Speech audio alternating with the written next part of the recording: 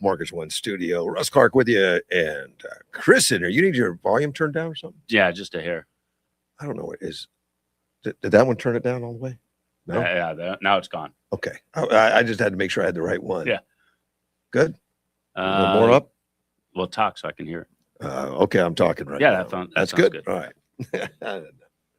Yeah, I moved all the wires around the other day because I actually moved my my equipment to the table on the other side of the room, sitting in the easy chairs. Oh, really? Thinking, I did that for a day. I thought, I didn't have any guests or anything. I just thought I'd just give it a shot. Sit over there by myself, cross my legs, fall asleep in the chair while I was on there, or something. But it was a little awkward not having my desk. Because I have so many papers and so many things on my desk. I had a clipboard. I was holding a clipboard, but it still was a little. That really looks like it should be a conversation place. It is, and it is. It doesn't mean you can't have some reference material, but I generally have a lot. Yeah, and I know I have a lot because at times I can't find what I'm looking for. That's how I know. Yeah.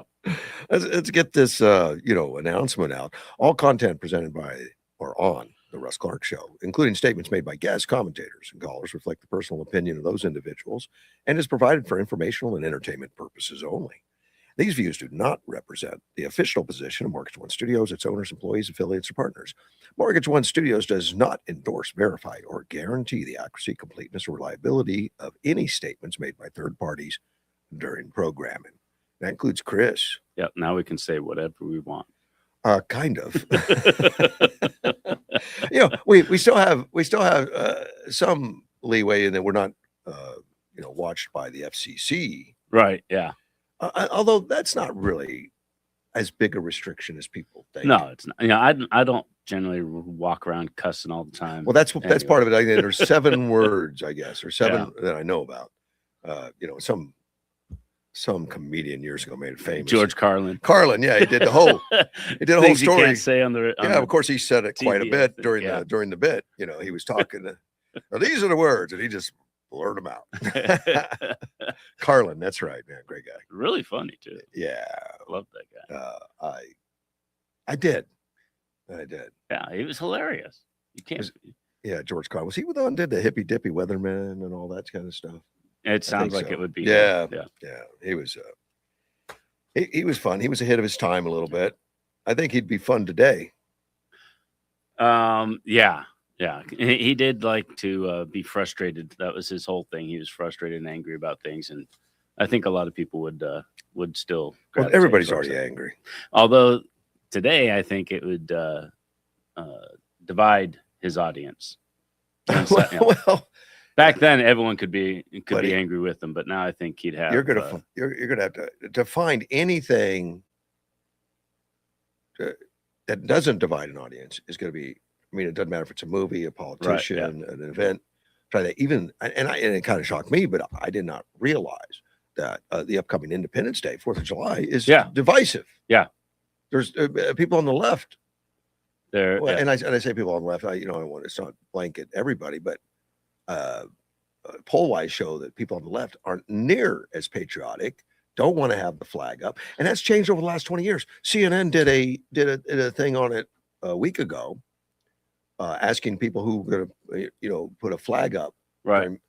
And they did it like in the 2000, around the 2002 or something, and it was pretty even. It was like 68% of the Republicans and 63% of the Democrats going to put a flag up. They just did it this year. And it dropped to 65 for Republicans, a couple points, and the Democrats went in the 20s. All right. I was like, "What? Holy crap! What happened all of a sudden that every Democrat took their flags down? Yeah, and they're trying to destroy national monument stuff because Trump made it better. When we were doing door hangers on Tuesday, we'd see a flag on the yard now because all we have is the address. And we'd be driving up the road and we'd see a flag. It's probably that one. Yeah. Sure enough, it was that one. Or I noticed that when I was running out in the foothills and stuff. Yeah. You saw a flag. It was Republican. Yeah. Not 100%. Not 100%. But I think we did see one on a Democrat. It was it was a flag on because all we had were Republicans and independents on our list. Right. So it was either a Democrat or somebody that's not registered to vote. Right. There was one of those. Right. But otherwise, every flag was on our list. So probably that's kind of amazing change. And that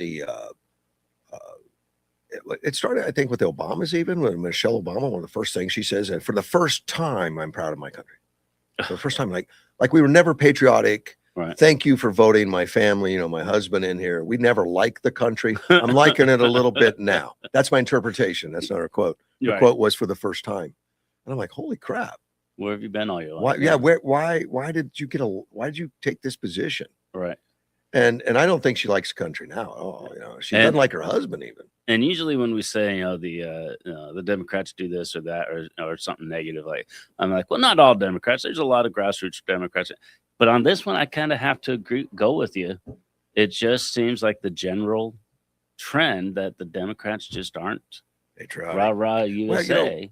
And Joy Reid gets up now. Joy Reid, of course, lives in a whole different bubble. But she said there's no black person that's going to celebrate Independence Day. Of course, that's just crazy exaggeration. I know a lot of them. Me too, but that's a crazy exaggeration. I think it's more political than it is racial. Oh yeah, absolutely.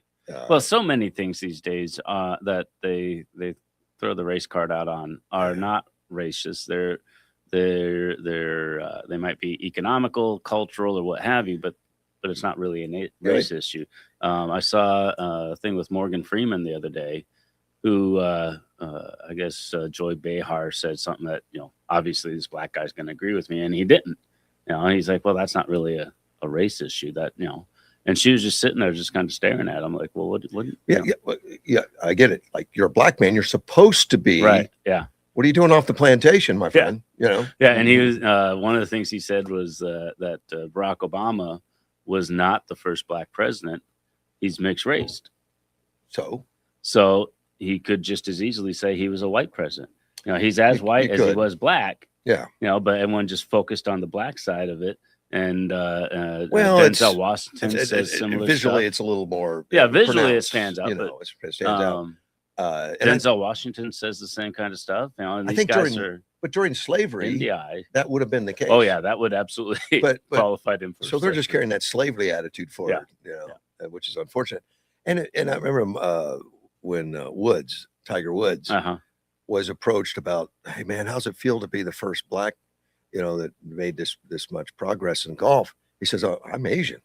His mom's Korean. Right. Yeah. Man, that's such a disappointment. I think it was Dave Chappelle made fun of that. Because he was one that was unafraid to go after racial issues and the comedy. In fact, he did. Him, Chris Rock. There's. Those guys don't as much because they're under contracts. Where Chappelle's independent. Right. Nobody's telling him or writing him or directing him. He gave up that Comedy Central thing. He gave up a $50 million contract to stay independent. And then he roamed around Africa for years thinking, what have I done? But those are the guys that really get my ears. The ones that they'll say everything they're not supposed to say. Yeah. And they can get away with it. They're smart about it. They're funny about it. I can disagree with it. But especially if it's funny, I'll laugh to it. Yeah. And then think about it later. And that's the thing, is getting people to think about what you disagree with. Now, do they get away with it? And I'm going to ask you, does Dave Chappelle get away with it because he is black? Well, he can say some things because he's black. Possibly within reason, but I think he gets away with it more because people expect him to not have guardrails. Well, yeah. So he lives up to that expectation. And culturally, a black guy can make fun of black people and white people, but a white guy more comfortably. There's some people that would reject it. Like, you're not black, you're not allowed to say that, which is unfortunate. I just saw one the other day saying that one of his white friends did that 23andMe, and it came back. He's like, I'm 5% black. Okay, good. Can I sing that whole song now? Yeah, I said no.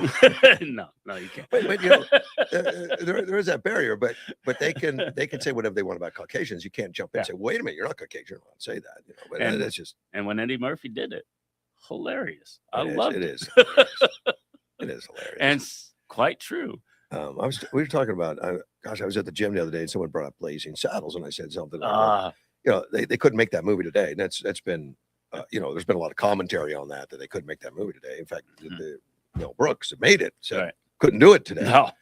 They said, "Oh, sure you could," because people. No, you can't. No, you can't. No, you can't make that. There's nobody would make that movie. There's a lot of movies not being made today by the mainstream for other reasons. Like it doesn't include enough DEI or doesn't include a gay. You got to have a gay in there or something, like that. So you get more and more independents making movies that are good. Yeah, like The Chosen, The Angel, right, which would have never been done by mainstream. Rainn Wilson from The Office said the same thing. That, you couldn't make that show today. Can't make it today. Yeah, because Hollywood would say no. Right. You got to include all these factors and they would change it to where it's not funny now. Have you heard Robert Downey Jr. talk about Tropic Thunder? No, where he did the whole thing. He was told blackface all the time, and he got a pass, which was kind of surprising. Like. He said that I think it was Joe Rogan. He was saying the only reason he got away with it was because I think it was Ben Stiller was doing the retarded character. Okay. And so everyone focused on that. And and Tom Hanks did a retarded character, and he got away with it. Oh yeah. Boris Gump. Forrest Gump. Yeah, and Forrest. Yeah, Forrest, not Boris, but Forrest Gump. And he's even said they couldn't do that today. Right. Yeah. You can't make fun of people that have a learning disability. I like to listen to classic music, and I will be listening to it sometimes. And I'm like, whoa, yeah, the whole Me Too movement would be all over this song. Really? Yeah, George Michael has a song, waiting for that gin and tonic to go to your head. Oh, and I'm like, whoa, that was like every country song, wasn't it? Yeah. The whiskey country guys, they respect women. Whiskey let me down. Yeah. You can't get away with things like that anymore. Well, it's not nearly. Whoa. Well, rap you can get away with, like Cop Killer. Yeah. Well, I don't. They used to. I don't know if they still do. I don't know if you could today. I don't really listen to rap. I listen to some of it, but the theme has changed on those. It has changed. There's more censorship. Well, and it's just there's a trend in what songs pertain to these. It goes cyclical. But I'm not looking at it necessarily bad. I think it's really good in that all these independent companies are doing films out there. Yeah, that resonated. And they're breaking the rules because they're using more AI and stuff. Yeah, and they're not using live music. Yeah, I know one of them personally here in Yuma that. He does raps. He doesn't make the music. He but there's music out there that people can buy the rights to or sample or something like that. Yeah. And they just sing over it. And he's doing, he's not making money on it. He showed me his Spotify. He got like $30 in a year. All right. But he's saying, then he's a professional. Yeah. That's what I told him. He got paid. But he's getting his voice out there. He's saying what he feels like he needs to say. And we really need the artist out there so that they can say things we wouldn't normally think of and give us up an opportunity to discuss. Well, I don't agree with that. I do agree with that. This is why. But it's just giving people an opportunity to think about things that they may not have normally thought of. So I think it's fantastic that, the internet has opened it up to all these people that are unrestricted. They're not having to listen to a label or something like that. They can put things out there. And the control is taken away from some of the main, and we've seen it in the news too. The mainstream news doesn't control it anymore. Right. It's diversified and it's boutique, and you can listen to whatever you want at this point. And that's putting more and more people in the spotlight, which is kind of cool, like a Joe Rogan. Yeah, who would think you just do a thing in your bedroom and get $100 million contract? Now everyone's hoping to do that. Yeah. Well, everybody hopes to be the quarterback on an NFL team too. Yeah. I never hoped for that. I didn't see that. I'd be closer to the ball than. A lot of school sports, whatever it is, they all want to say, "Well, I could make it pro." The chance of making pros and all that kind of stuff. Next to no, man.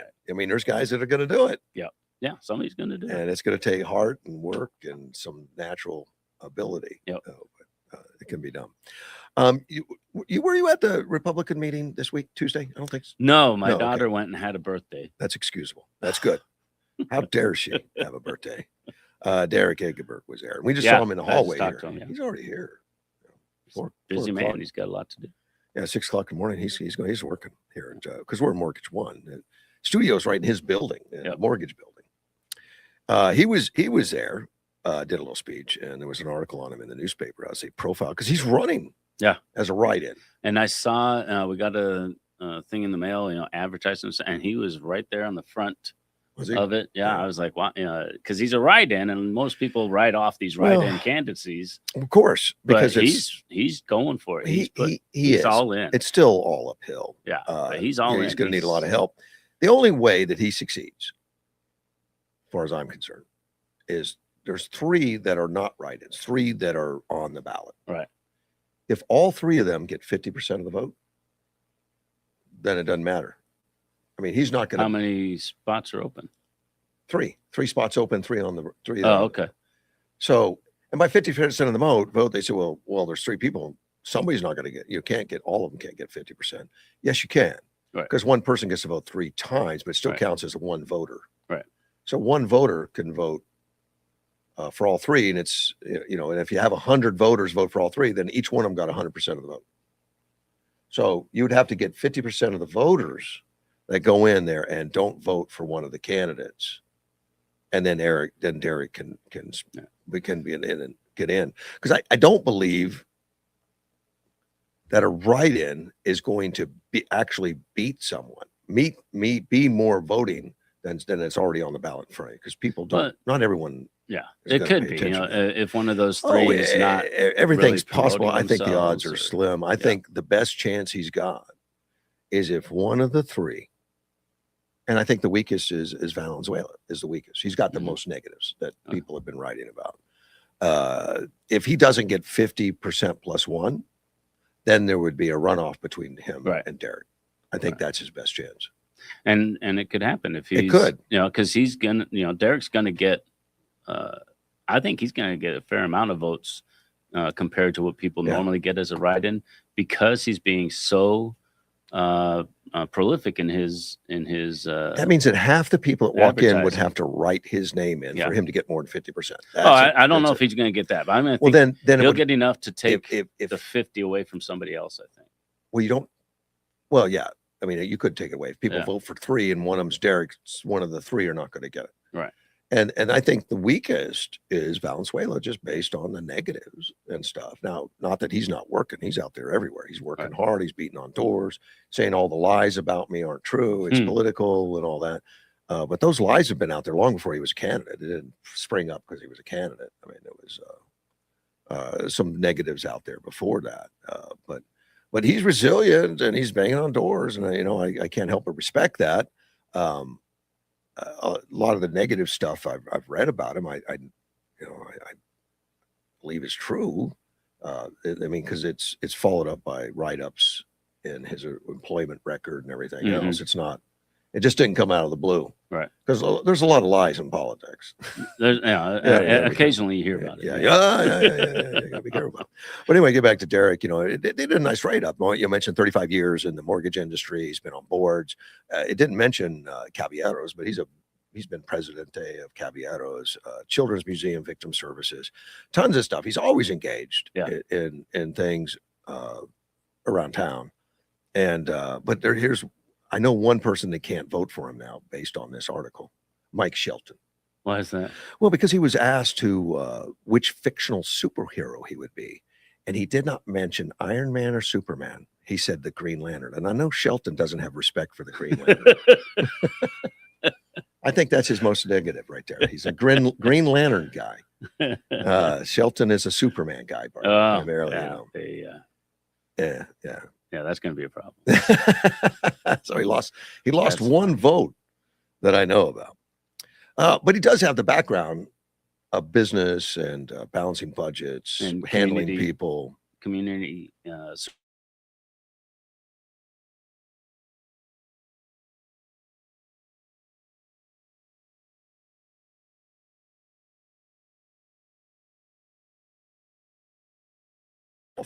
right, and all that financial life and all that kind of stuff. So he's a creative, right guy. Now, whether he makes or not, it's still a tough uphill battle. It's not. Well, the other thing going for him is a lot of voters when it says, vote 2 or 3, they don't read the fine print. They just vote for one. I know. Again. Well, that's so why, that's why it's an uphill battle. Yeah, that helps reduce the numbers that you expect for the 3 that are on the ballot, and then gives him an opportunity to move into. He'll have people out at the different polling stations with business cards, saying, "Here, write my name in," and that kind of stuff. And he'll get quite a few votes. I know he will. Oh, he's going to get mine. I know that. Oh no, he's not going to get mine. You don't live in the city. I don't live in the city. No. I do. I've been talking him up so much. I keep expecting to vote for him, but I do. And in fact, voting started yesterday. I thought for some reason it was today, Thursday, and it was Wednesday. It was yesterday, and people are already voting. And talked to David Laura on the phone, and he said that traffic was strong and good. And I'll tell you, David Laura is the recorder, right? And a friend, and he has been a friend for many years. But the thing with the county supervisors, when he got elected, they took away the elections part of it, which is only he still does a lot of things that support elections. I mean, he's still a player in the elections, but he's not in charge cleaning up the rolls. And but the which I found really disappointing. At the time, but many things have come to pass. I mean, he's got a better relationship with elections right now. They're working together, and I'm so glad to hear that. Mm-hmm. When he was talking to me yesterday, he really likes the person that's running elections now, and they're getting along, and they're getting cooperation, they're working together. Good. And he feels good about it. Last election cycle, we were dead last in the state, and the state was dead last in the country on turning in votes. Oh, getting everything in. It was like we were the worst in the country, like this county. Really? I didn't hear about that. Oh yeah. Huh. Yeah. We were like hours away from facing some violation fines and stuff. Really? Yeah. We nearly missed a drop dead deadline. I mean, we were so bad. But we met it. That's what you call meeting it. If you give me a deadline, then I have until that deadline. Don't bother me until then. Well, there you go. But I mean, out of the I meet my deadline. Out of the 25,000 counties in the country, I don't know how many there are. There's 3,000, 4,000 counties in the country. We were last, probably. We wanted to make sure we were right. We were last. Oh no, it was not that. It was sloppy. I don't know who was in charge. So it was sloppy. Well, county supervisors are in charge ultimately. Well, not the last one. They are in charge ultimately because they are in charge of that. Yeah. And they didn't pay attention. Their responsibility. They weren't paying attention either, for whatever reason. And we were terrible. But having David said that he feels good about it now. Good. And well, he's not going to be in charge and have an effect on getting it done before a deadline. Well, he's still a support. He's helping them out. He's still a support. And they're supporting each other. And he's paying attention to what they are or aren't doing. So I feel good. He's just another set of eyes. Good. Doing all that. And he's doing all his stuff, putting up cameras and stuff. That's David's job. He puts up surveillance cameras that they complain about. Of course, it's state law. You have to. So, but they still say complain. That's kind of like if Trump does something, people complain whether it's good or bad. And I think the same thing is for David. Yeah. David's earned it, though. He's been a pain in the butt for a long time. He has been.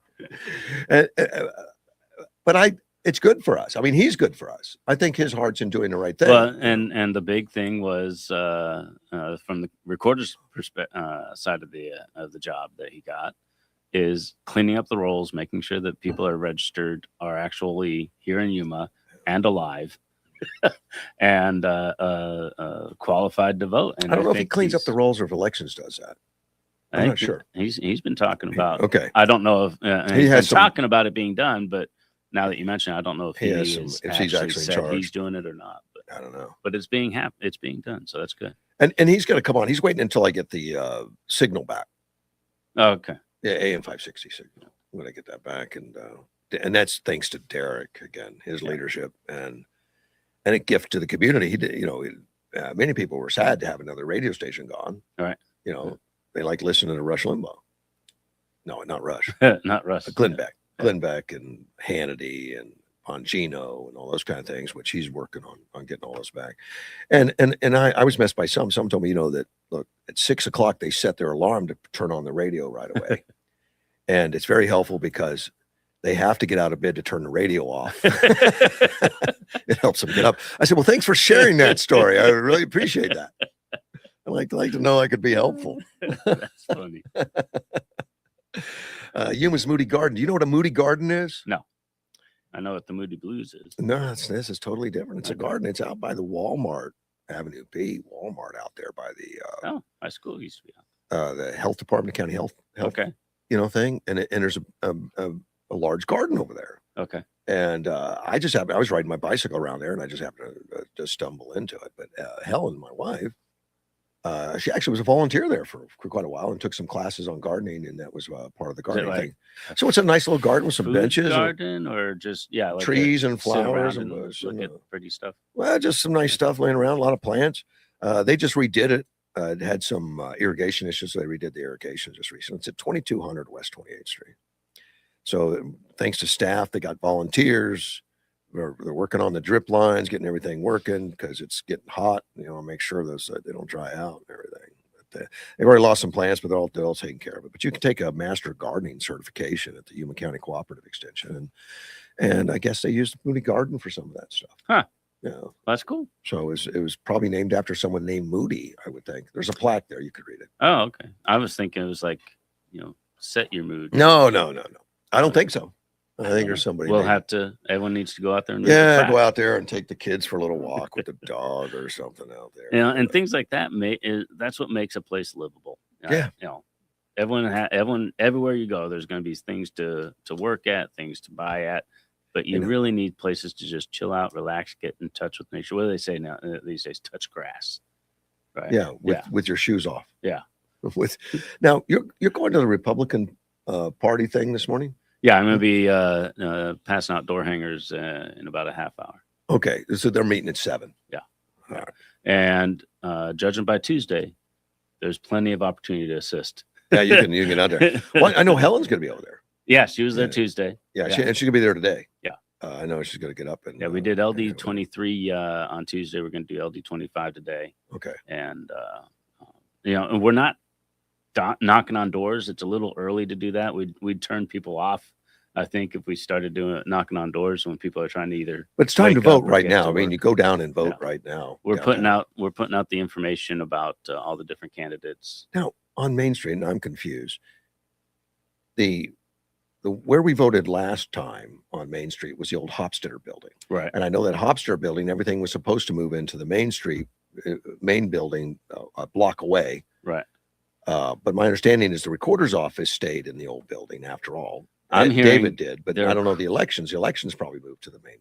And I don't quote me on this, but I'm hearing that it's across the street from the big new building, the big new office which is the old building. This is where the supervisors. No, the new building that's built. Yeah. The elections are going to be across the street from it. Right, and that I say across the street is where the supervisors were meeting, and they moved into the brand new big building. But they still probably own both. I'm sure there'll be a sign out front. Yeah, there'll be a few signs, I'm sure. Yeah, because they got to have the 75-foot sign anyway. So, but it's not down at Hofstadter's anymore. No, it's not. Where the old Hofstadter building. It's at one of the two. And they're right across the street from each other. I encourage everybody to go out and do the early voting. Do it today. It's so much more comfortable. You're not going to be standing in line. Yeah. You have some privacy. You can think things through. And you can take your time and write in Derek Egbert's name. It's just the right way to go. Yeah. And some people ask if you spell it right or wrong, is it still valid? And the answer is yeah. As long as they can make it out what you meant.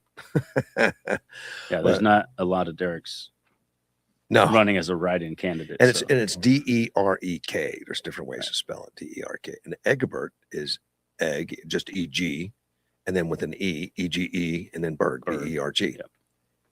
I always want to. I got it wrong for like a year. The year he was on the air with me, I kept saying it wrong. I always want to spell it with an edge at the beginning, but it's Egga. Egbert. Yeah, I got it right eventually. Just took me a year. It's an odd name. I don't know anybody else named that. Yeah. Once I got into my phone that way, I didn't have to get it right again. Okay. Your phone tells you? Yeah. Paradise Casino is going to have a 4th of July, 3rd of July celebration. Yeah, I think they're having, just a 3rd. The fireworks show's at 9:30. Everybody's welcome, all ages. And they're going to have live entertainment, checkered pass, motorcycle stunt team, face painter. I'm in. Yeah. And it says a festive community atmosphere. They ordered that. You better. And then the fireworks shows and all that. Yeah, I like, I can see where we're at. You can see the fireworks all over the place, and it's neat to get it multiple nights. I can see it from my Yeah. house. Really? Because you're down in the valley. Yeah, but it's straight shot. Yeah. You can see it. It's not on the other side of the hospital. It's before the hill, so Okay. I can see it. Yeah, we're up on the mesa, so we can look out and we can see them all over. Yeah, of course, it's nicer to be close enough to hear them. Yeah, we're going to be doing our own little things anyway. Of course, I get the Catholic high school in my backyard. Of course, they do fireworks every Friday. Boom, Right. man. In fact, they moved it very close to the house. I think it's only like 100 foot from the house now. Yeah. It's like, I didn't know that was legal. Like, you could put it that close to the house? Your dog's Misty, right? No, Lexi. Yeah. How's she handled it? She's not too bad. She's fine. Yeah. Some dogs actually go into absolute shutdown panic. Yeah. Our dog just goes into her little. She has a little space that she. Oh she man, can play I've had around. friends that had dogs that just start fun. drooling and then don't know what to do, and they dehydrate, and they won't drink, and they Well, and shake. some of them take off, and run. You always see missing dog alerts the next day. Well, and so get your dog with a tag inside, one of those. That helps so much. Yeah. I mean, you hear stories of dogs being found like on the other side of the country. They traveled all over, and they read the little implant. It's implanted into their neck or something. Right. And it's just shoulder blades. They just use a handheld wand. They say, "Oh, that dog's belongs to Russ. He lives 100 miles from here." Yeah. It really is a great deal and we got our dog done for free by the Humane Society. Yeah, that's where I went. I gave them a donation because the work they do down there. When we got her rabies shot, I paid for 2 rabies shots, so somebody else could get one. Wow. Because they do such good work down there. Do they still do don't rabies charge shots? a lot of money. I wanted a rabies shot for the dog. They didn't have it available. Well, they only do it at certain times. Well, I mean, they just didn't have the techs, right then, the veterinarians, and it wasn't going to get done. So I just took my dog to Mexico. Oh, okay. I brought the dog back. It spoke a little Spanish, but yeah, the Humane Society. My understanding is that they'll order the shot in bulk, and they'll do like a 1-day clinic, so that they have the people there, and the shots there, and it's more cost effective for them. Them having veterinarians on hand is not easy. Right. I mean, veterinarian is a big ticket item.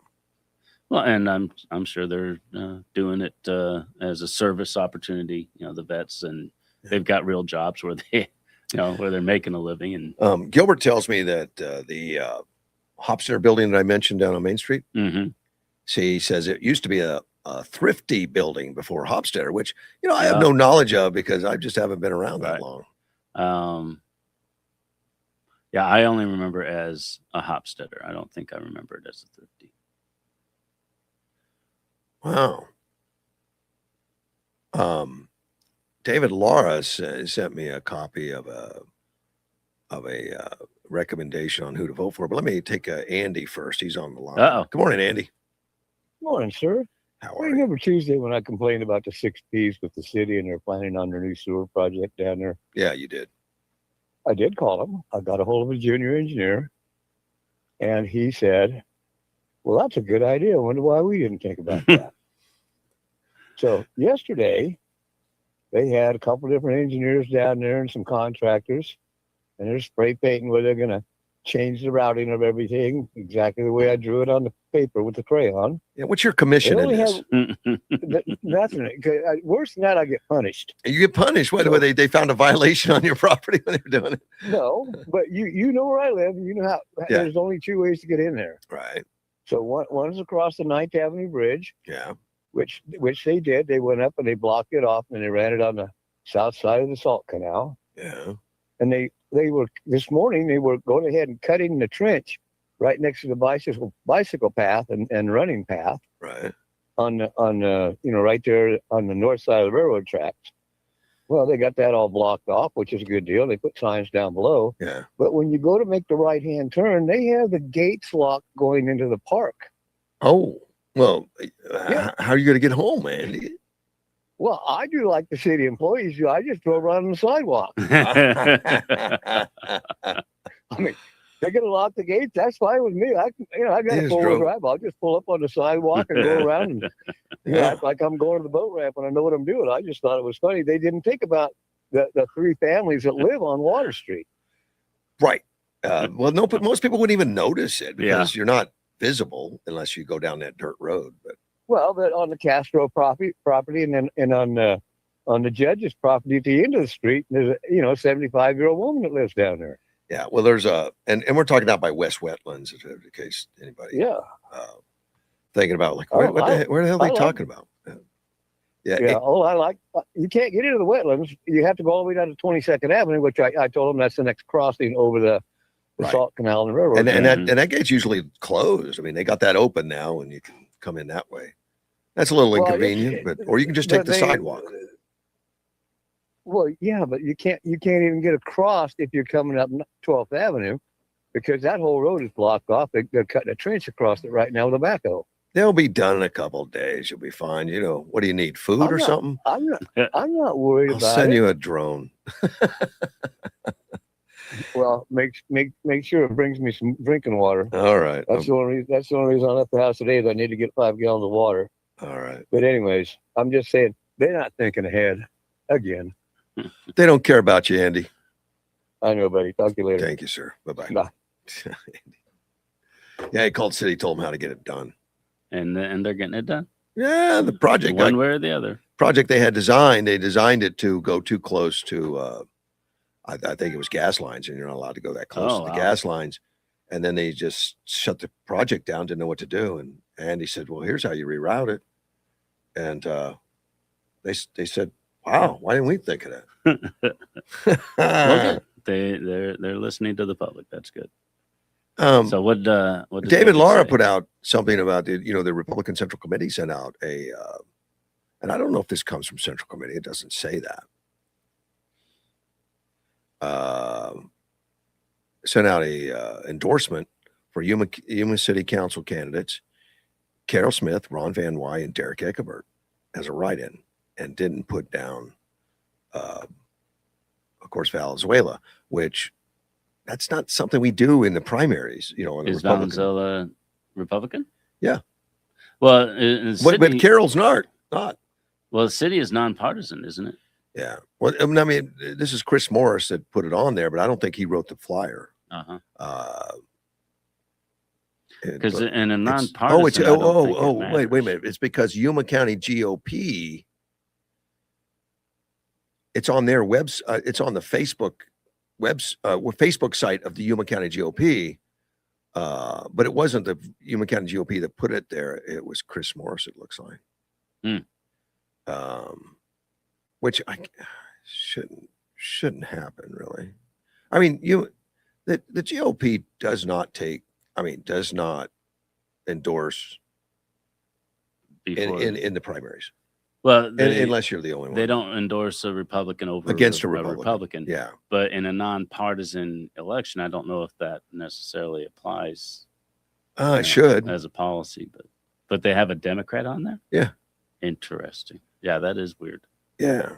Well, I don't think they put it on. I think an individual tagged it onto the. And then they like put it on the wall.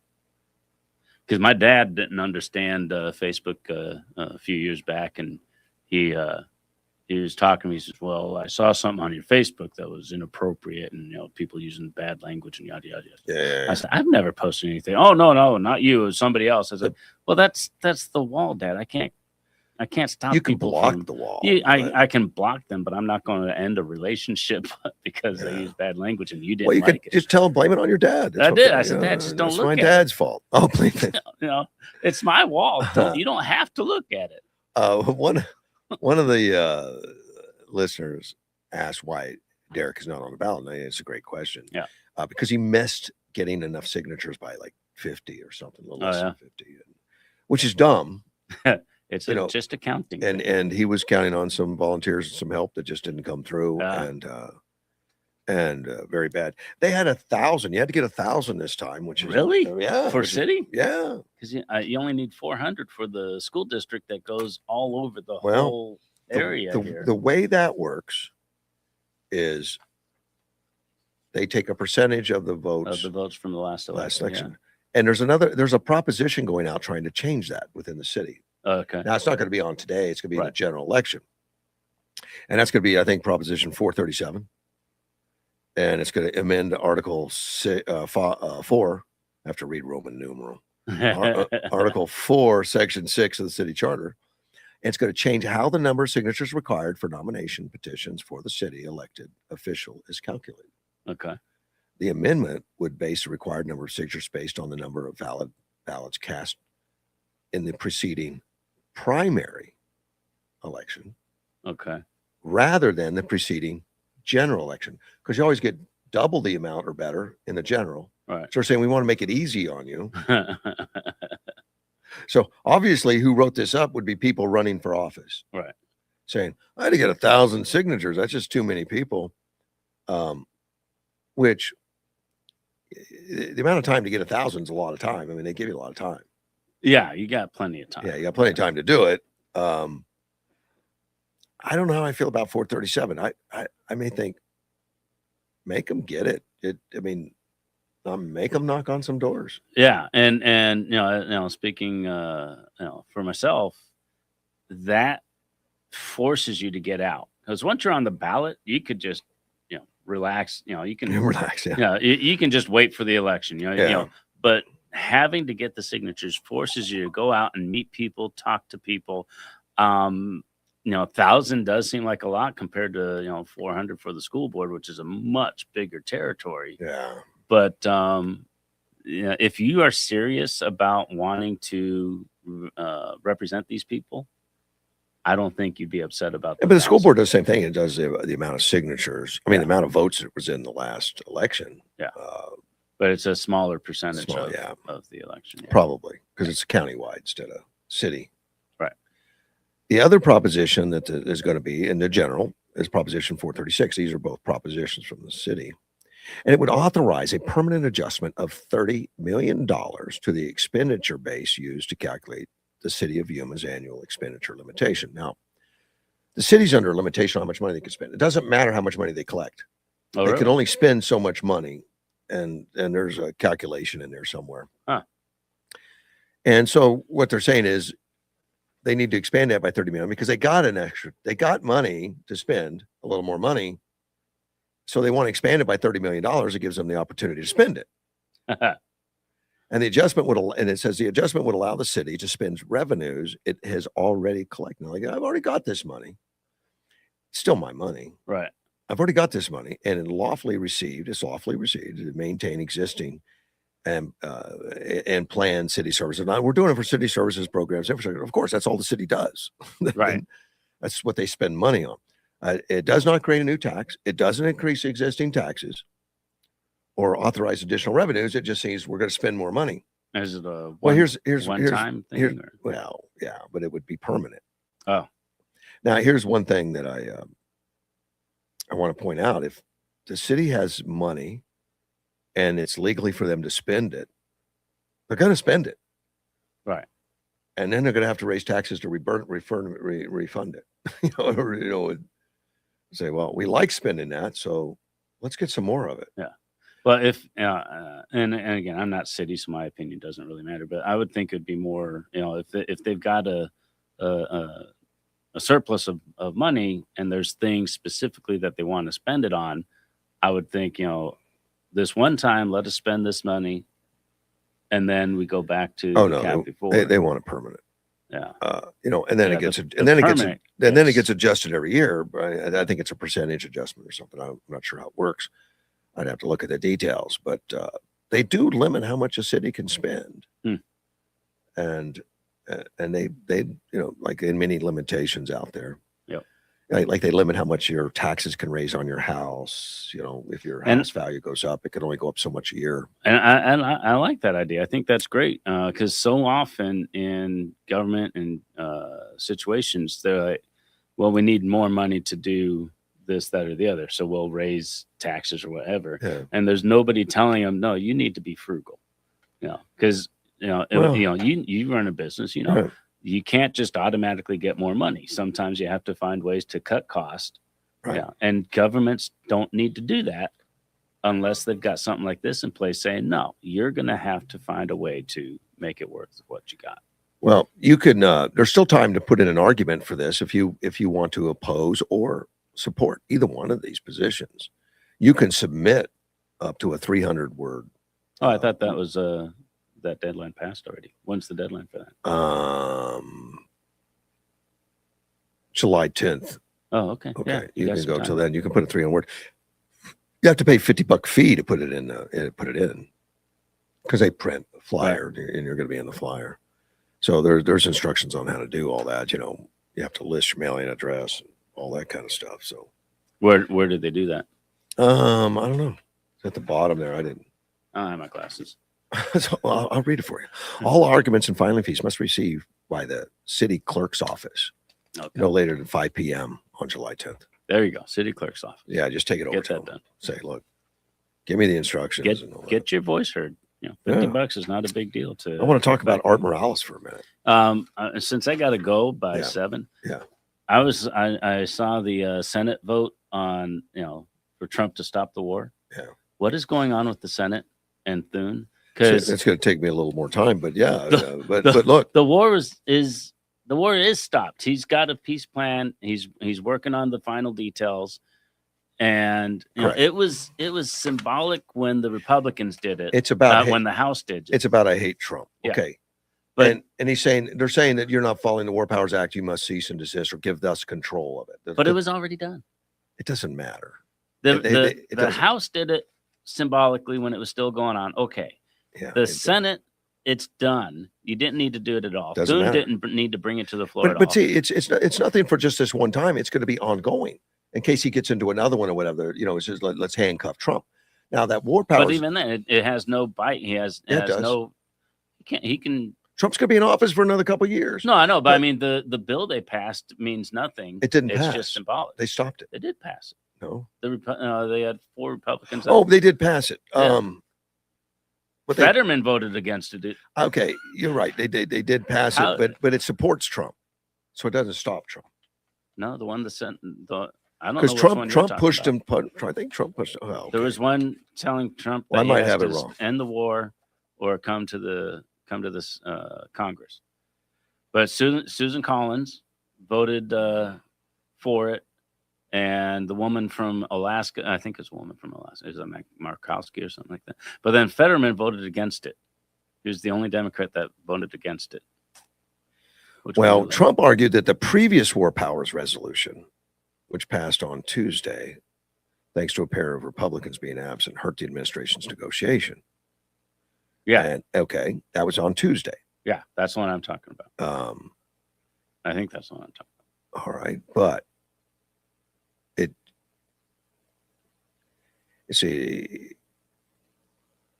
it says an initial act before leaving Washington D.C. to take a 2-week break. The Senate rejected Democrats' attempt to rein in Trump's powers in Iran as talks continue between Iran and the U.S. to hammer long-term peace deal. So this was a victory for Trump.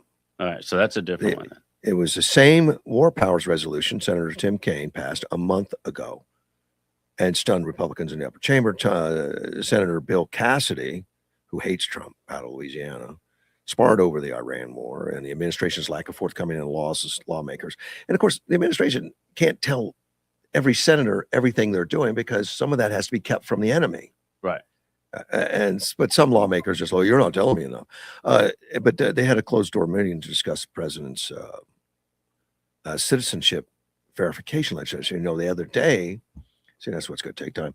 The other day, Trump put out a notice that he wasn't signing a housing bill that was going to help housing markets, Right. until they pass The same. the SAVE Act, Right. which really caused a lot of rumbling.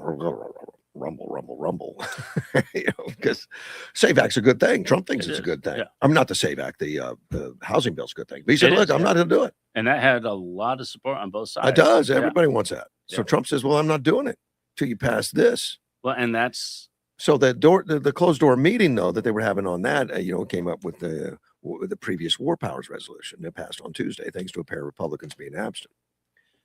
And then the White House had changed the minds of Cassidy and Senator Rand Paul, who votes, and Cassidy, which hates Trump, says, I want to thank Vice President Vance and Special Envoy Steve Witkoff for the thorough briefing this afternoon on Iran. I appreciate the quick invitation to the White House to address my concerns. And Paul, he still hasn't changed his opinion on that. He says, but since hostilities seem to be open, the president asked to give me consideration of his negotiating position. I will do so. My vote of president is a way to give the president more space. So he voted president, which is not against, and apparently that caused it to pass. Senator Murphy out of Connecticut, who has been among the Democrats pushing the war powers resolution in the upper chamber, acknowledged this is a different moment, but cautioned the ceasefire appears to be precarious right now. And Trump ended up writing in his in a message, on his Truth Social, says, "Wow, the Senate just changed its vote from on Iran from 50-40 against to 50-47 for." Rand Paul and Bill Cassidy changed. Thank you, leadership. Thune, Lindsey Graham, Bernie Moreno, and all. This vote puts Iran on notice. So I'd have to read the bill to see exactly what it is, but Trump's happy about it. Okay. It puts. So that must be a different, because the one I got it up here. The Senate adopted a resolution on Tuesday directing the president to remove military forces from the conflict with Iran. Okay, and yesterday yesterday they undid the Tuesday. Okay. Yesterday they undid it. Okay. Yeah, and it had Rand Paul, Susan Collins, Lisa Murkowski, and Bill Cassidy, Republicans voting. They flipped Cassidy and Paul. And then Fetterman, the wise Democrat, the only wise Democrat, they voted against it. Well, Tuesday. They flipped Cassidy and Paul. Okay. So they were able to get it back. But it didn't need to come up at all, because the war is already essentially over. But it ruins his negotiating. It does. Yeah. I mean, Iran's paying attention to the politics. Iran knows that if Trump's hands are tied, they're going to give him the big middle finger. Right. We're not going to talk to you anymore. We don't need to. We got your Congress. And the people said you got to pull out, so we're going to do what we want. I don't know why Thune brought it up to a vote anyway. And then he praises Thune. People voted, it should have been. But Trump is praising Thune, but he's trying to get the SAVE Act through. Yeah. And the housing one, that makes sense, because that's how you negotiate in politics. You're like, I'm going to vote for this if you vote for that. Yeah. And that's just the way it's become so caustic. So much stuff comes to a standstill. Look how many times that they said, look, I'm going to shut the government down unless you give me this thing on Tuesday, or whatever. And they've been doing that. Decades. Yeah. But Bernie Moreno, which is one that Trump thanked, he says there's not a single solitary senator running for office that says Leader Thune should be replaced. Not one, not even incumbents. What today showed is that President Trump has a kind of relationship with John Thune, where he says, hey, let me talk to the guys, understand the situation. As much as Cassidy and Trump got into it, it was because they both were passionate. They're both smart people. And now we've most importantly sent the Iranians a message that President Trump has the full backing of the Congress, and that it's an incredibly important day. That's a huge victory for us. And we needed Trump to be strong because he's leading the foreign negotiations. Right. He's leading it. And the Senate was going to take everything away from him because they hate Trump. Even if it hurts our foreign policy. And I doubt Fetterman is a Trumper, but he recognizes this is not the time to be reducing the president's power in this situation. The president is in charge of foreign policy. That's his deal, and they wanted to weaken it, and it would have been weakened forever. Yeah. All right, you got to go. Yeah, I got to get going, but it's good now. Good show so far. Keep it up. Well, it'll probably go downhill now. I'll be back next week. Thank you, sir. Take care. I'm gonna talk about Art Morales, but first I'm going to change the camera since he left. Be right back.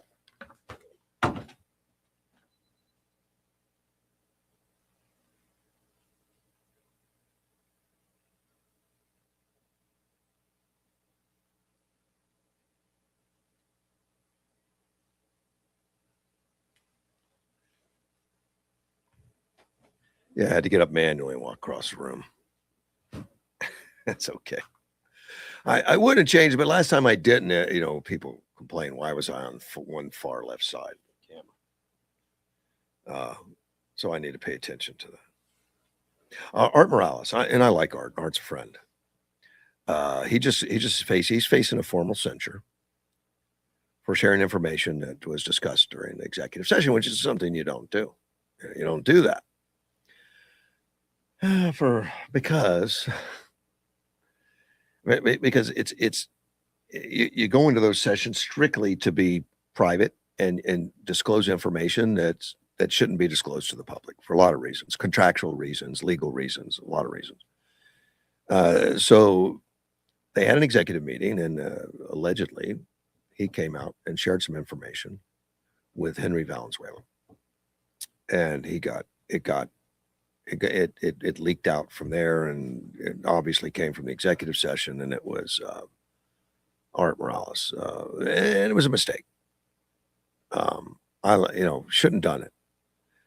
City Councilman Mark Martinez said that he's accused of disclosing discussions from executive session with council candidate Henry Valenzuela or possibly another member of the public. I moved to place on the July 1st council meeting to consider a possible formal censure resolution for council member Art Morales. Now, that it does, a censure is a formal acknowledgement that the governing body does not agree with the statements or actions of one of its members. It does not remove the official from his or her position. Still, nothing you want to do. You don't want to censure. And Art's on his way out. He's already given notice. He didn't run again. He's given his service, and he's got to do other things. I guarantee you, and I haven't talked to him, but I guarantee you he didn't do this for any negative reason. It was a mistake, I'm sure. I haven't talked to him about it. I will eventually, but I haven't talked to him about it. And it's not nothing he's happy about doing. And a censure, again, it's a slap on the wrist. It says, don't do it again, basically. Mayor Doug Nichols puts out a statement. The state of Arizona is an open meeting laws, provides for private legal counsel advice on sensitive topics. However, no votes are allowed. That's right. When you're in executive session, you don't decide anything. You gather information or discuss. All voting must be performed in open session. These laws ensure transparency and good governance. As the Yuma Council, we are committed to upholding these laws by policing ourselves to ensure these rules are followed, which is good policy. I don't like executive sessions. When I was chairman of the board of the Yuma County Supervisors, I wouldn't call an executive session unless it was absolutely necessary.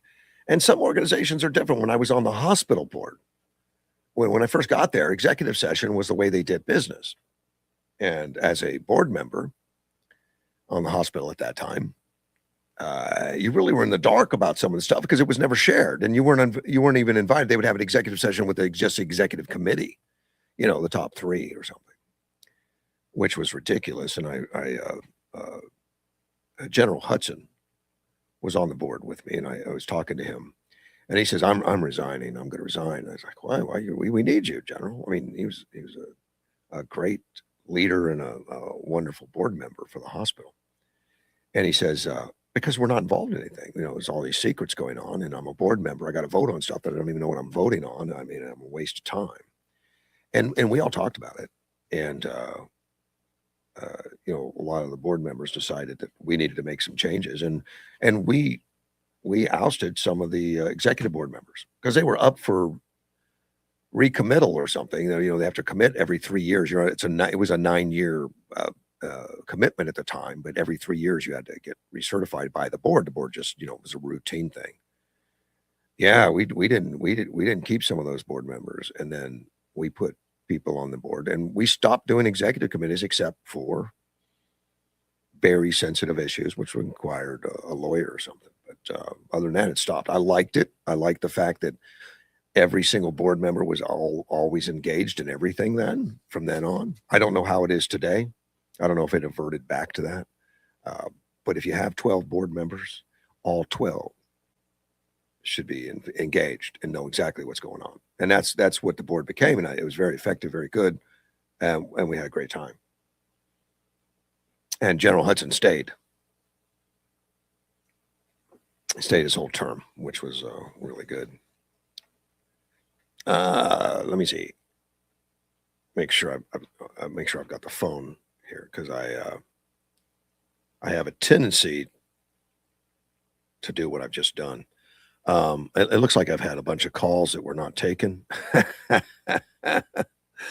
Let me call Gilbert back. I'm sorry, Gilbert. I didn't have my phone in front of me, and it's not audible.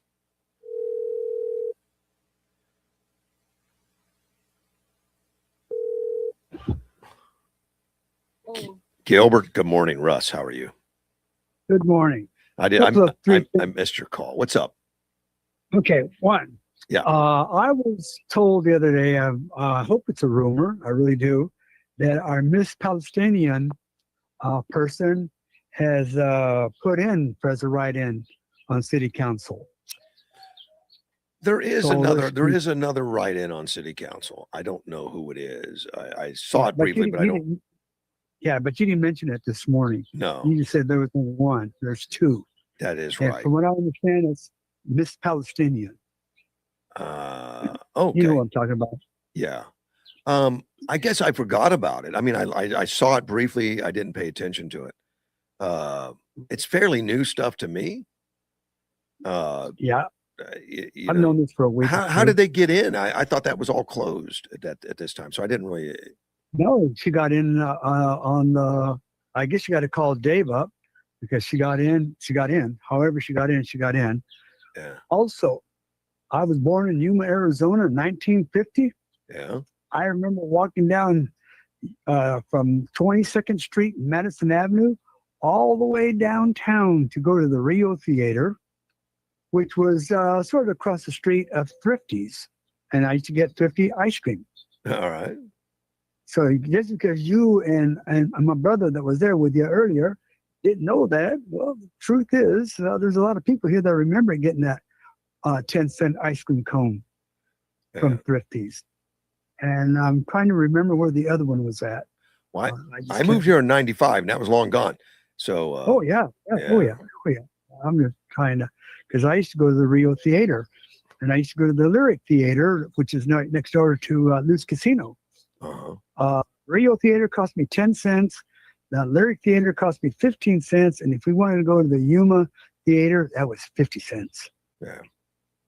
Well, it's more than that now, but that's back when minimum wage was $1 an hour. So maybe 75 cents an hour.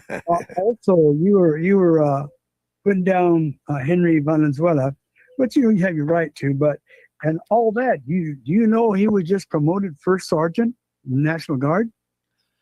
I have no idea, and I wasn't putting it down. I was saying that there is you were talking about you were talking negative about Valenzuela, what was done, da da da da.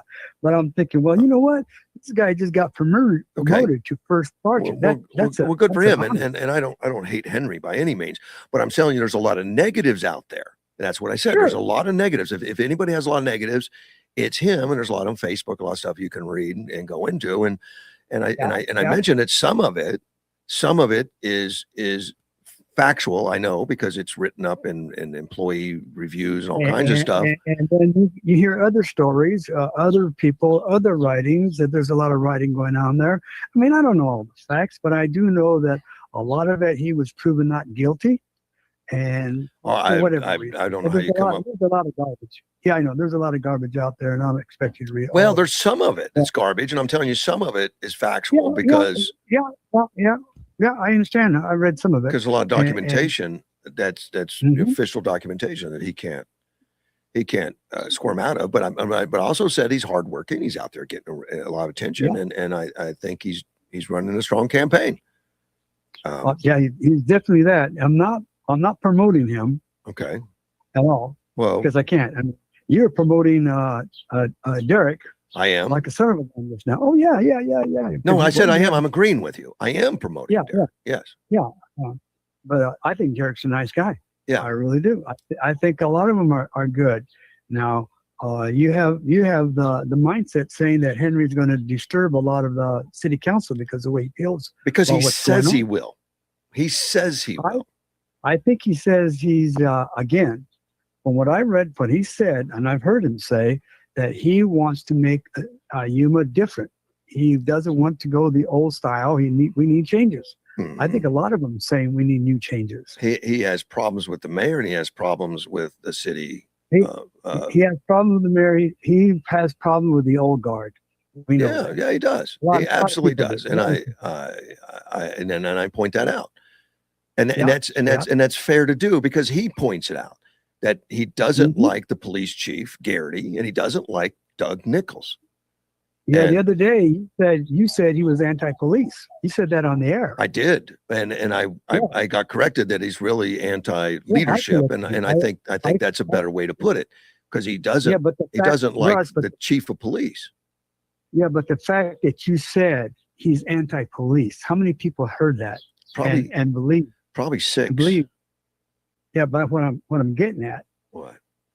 you said he was anti-police until I said no, he's not. He's anti-police chief. And that was a more correct thing. He does not like Right. Garrity, so he's going to come in, hit the ground, and Mhm. he's going to go after Garrity, and he's going to go after me. And I just think that's a distraction and probably one that doesn't need it. But We know that change is not an event; it's a process, right? Of course I think it he's is. intelligent enough. I But think look he's at intelligent look enough at to the realize- record that Garrity's done since he's hit the ground here, and that's something I'd look at because I look at it and see, well, do I agree or does this disagree? So I ask some questions. What's wrong with Garrity? And they said, look, Yeah. everyone supports him except, I mean, as far as I know, everyone supports him. That's in Well- leadership, and that he's brought crime down. He's been no nonsense, and he's really pulled some things out that needed to be fixed, and he's fixed a lot of things. So Yeah, I agree with and, all that. I'm not going to say he's not, but I'm not in it. I just voiced my opinion on, You this can- guy was he was promoted first sergeant, so it tells you he's intelligent. I mean, who do the grunts depend on more, an officer or a first sergeant or a gunny? I guess I support all of them that do Yeah, the but job. you know what I'm getting. You know, I'm getting at a gunny is more reliable than a lieutenant or a first lieutenant. now you're disparaging against lieutenants. Come on, man. No, I'm just saying that's the way it is in true life. Oh hell, in true life, But- the lieutenant's green, man. It's like a rookie, but they learn. They get out. They move on. Yeah. They move on. But anyway, I was just saying that. But Thrifties and that Palestinian person, Yeah, and we Priscilla. we have a I had to lot look of- her name up real quick, and We have a lot of great candidates for. I city haven't heard council. anything from Priscilla. She hasn't even been available. In fact, I'm reading one of the articles on her, or one of the organizations. They're saying, if you're Priscilla, please fill out our deal and all that stuff. For writing candidate, and that's some ballotpedia doesn't have much on her.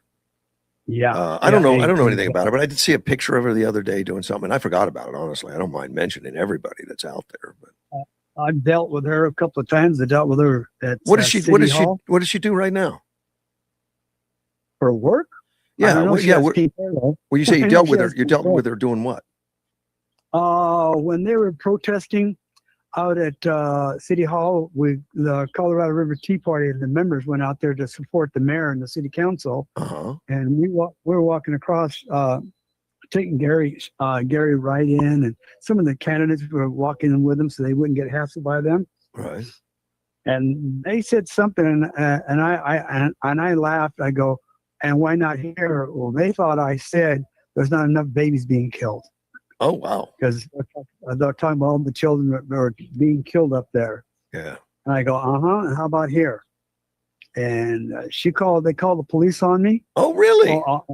Oh yeah, the police came out there, and I go, it's not what I said. I said, how about all the babies being killed here in America? I'll be darned. I would not have. Yeah, so I would not have thought you would get involved in that. So was she protesting pro-Palestinian or something? well, she's pro-Palestinian. Yeah, Oh, yeah, okay. definitely. They used to disrupt city council meetings all the time. Oh really? And she's Yeah, that's right. and she's a write-in. Okay. Yeah. Well, Yeah, now yeah. she's interesting. I want to talk to her. You'll laugh. I actually had interaction with her at Carlos Adams' meeting at the boxing club, the first one he had that I went to. Uh-huh. Yeah, that didn't last very long. Now she's from Mexicali. Really? Yeah, she's not Palestinian. She's from Mexicali. Still mighty white to me. Well, Mexicans are like all races. Yeah, yeah. But, Yeah. Well, that's strange. right. But, yeah. So I don't know anything about her. I'm gonna have to find out now. She's more interesting. So I thought I'd just give you a call and let you know there's 2 write-ins. All right. Well, So, I appreciate that. Thanks for that. Thanks for the update, man. All right, later, in. All right, man. Bye. Bye. Yeah. So she's another write-in. Priscilla received her bachelor's degree from science and public health from the University of Arizona in 2019. Is currently a graduate student of public health policy and management. She's focused her work in health equity, health equity for minority populations to better understand and increase their access to healthcare resources to reduce racial health disparities by addressing the social determinants of health. Okay. Sounds like she's not a registered Republican, but I don't know. And that she's a research program administration officer at University of Arizona. Wow. I have no idea. So she works at the University of Arizona and called the cops on Gilbert. I have great respect for her. She called the cops on Gilbert.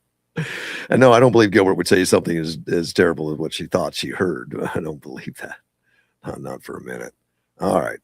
Somehow I didn't have my phone in front of me, so let me call Sandy back also, in case she had something to share. Sandy, oh, it's ringing. We'll surprise her with a call.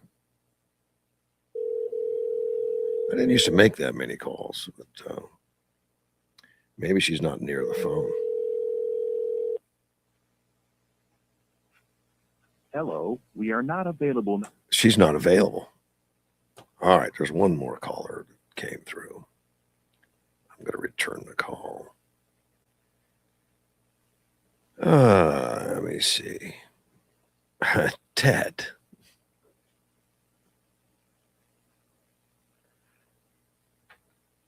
Ted called me. Gosh, I can't believe it. I didn't have my phone in front of me when I first started. And Good morning. well, good morning, Ted. I'm calling you on air, buddy. How are you? Fine. I need everybody that's listening to you or looking at your broadcast on the computer. Sure.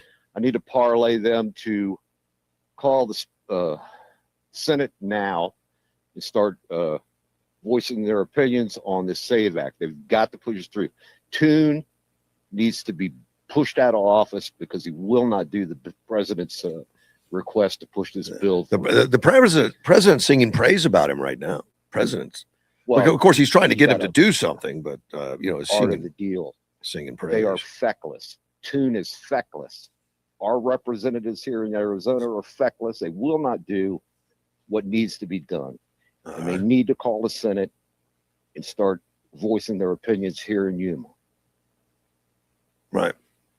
Well, the speaker don't want to hear his aides don't want to hear from me anymore. They go, "I had something to do today." I said, "Yeah, call Russ Clark." They didn't hang up on you anyway. No, they dare. Oh no, they dare not do that, Russ. But I was surprised yesterday the Senate got to, and there was a screaming match apparently when Trump called them. He went into the meeting with all the senators. He called a Senate meeting, and you saw that feckless Toon out there with him. As they were walking into the chambers, Toon tried to cut around him and go inside and avoid the press. media. Yeah, he didn't mention. Oh, he didn't Trump talk. grabbed his hand, grabbed his arm, stopped him right there. Said, "No, we're going to talk right here where the people can hear you." Good for him.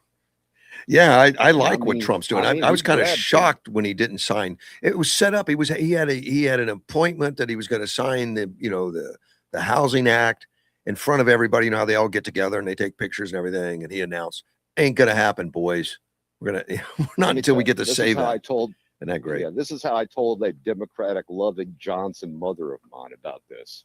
because she thinks he should sign that housing thing. Of course. I look at it this way: when I was growing up, I had to live with 3 and 4 people in rent. You understand? I didn't have somebody giving me money to buy a house or take care of my life. I had to do it with 3 and 4 other people in Virginia to live and have a place to live on my own. So Well, I don't want to hear this government-funded housing help. Let them figure it out themselves. Let it get this way. And I don't know what the Housing Act is. I think it was more cutting red tape to make housing more affordable and easier to build. But is that when your mom kicked you out? Is that what happened back then? No, I do better. I left before Dad got home. Oh, okay. Belvoir was a little stressing when you're working with the defense, the Secretary of Defense. Probably a good move on your part. It gets a little stressful. A little stressful down there at Fort. I think you should. I agree with your mom, though. I think you should sign it, and I think you should sign it just as soon as that SAVE Act gets through. I think that's great. No, I don't think you should sign it ever. Well, you don't. Have you read the bill? No. Yeah. And all it is giving money, making the government your landlord. That's all it's doing. The thing Stop voting for retards that make your life cost more than it should. I read a quick overview on it. It says it was going to cut red tape to build housing and stuff. If that's the case, I like it. That's a lie. It's a lie. Okay, I haven't read it. You're ahead of me. It's a giveaway. It's government funded help. Step up to the plate, earn your money, buy your house, whatever it takes. If you have to rent forever, you rent forever. What can I say? It's just part of life, Russ. All right. I'm going to read the notes on it I got anyway. I'm going to say that. All right. Well, behave yourself, Ted. You are my educator in chief, okay? Well, then you're in trouble. You are my educator in chief. I will do my best. I will help. And I won't call your mom. I'm telling you, they better start calling us. You better start calling the senators and tell them Toon better step in line here and get this SAVE Act passed now. I think it's imperative. I think it's the thing that's going to save us. I think we need to count on this vote, because if the SAVE Act doesn't pass, what California is doing right now is going to spread like crazy. They're going to say we can get away with it. We can cheat openly and no one's going to say anything. Right. Yeah. Well, I told my mother, if she doesn't stand behind me on this, I'm going across the line to California. I'm going to vote 16 times on the same election. It'd be great to go into California and have about 80 million votes come in, just to show them how sloppy it is. But of course, you would get caught and arrested. You'd be the only one. So be careful. Don't do it. I don't recommend it. Done it. All right. Been there, done it. Be good. All right, guys. Call the Senate. Force a voice on them. Yeah. Thank you, buddy. All right. Thank you. That's Ted. And he really does call. Believe me. Let me just read a little bit, just a recap on it. The landmark federal housing legislation Congress passed June 26 is the 21st Century Road to Housing Act. It's the most comprehensive bipartisan, that's just fluff. It's aimed at lowering housing costs and boosting supply. Here's the provisions. Investor restrictions. The act includes sweeping restrictions on large institutional investors, those controlling 350 or more single homes, limiting their ability to purchase single-family homes, and reducing corporate cash buyers' competition for families. And I heard about that one, that there was a lot of corporations that were buying up huge amounts of homes, which they're allowed to do. It's investment. They can rent them out. They can, see their values rise and sell and make money. They can do that. What this act says is that, it's been unhealthy for the market, and it's going to limit you to 350. I don't own 350, so it's not going to hurt me at all. Supply and permitting. The bill cuts artificial costs by waiving federal permitting rules to accelerate new residential construction. That's probably a good thing. It lifts, and this is federal programming, it lifts the rental assistance demonstration RAD program cap by 100,000 units, organizes the community development block grant disaster recovery program for 3 years, and funds new home improvement and planning grants. That might be some government money that Ted's talking about. The rental assistance demonstration. RAD. I don't know what that is. but it passed the Senate 85-5, the House 358-32. So yeah, Trump, when he canceled it, he canceled a big one that everybody wants. That is bipartisan. And a lot of times they say bipartisan like when one person from the other party votes. It's bipartisan. This one truly is. Look, 85-5. And of course, Trump says he's not going to sign it. Now, he didn't. If he vetoes it, obviously they got a veto override in the bag. That's just going to go around him. But he's just going to hold on to it as long as he can. Eventually, it becomes a pocket veto. I don't know how fast that happens.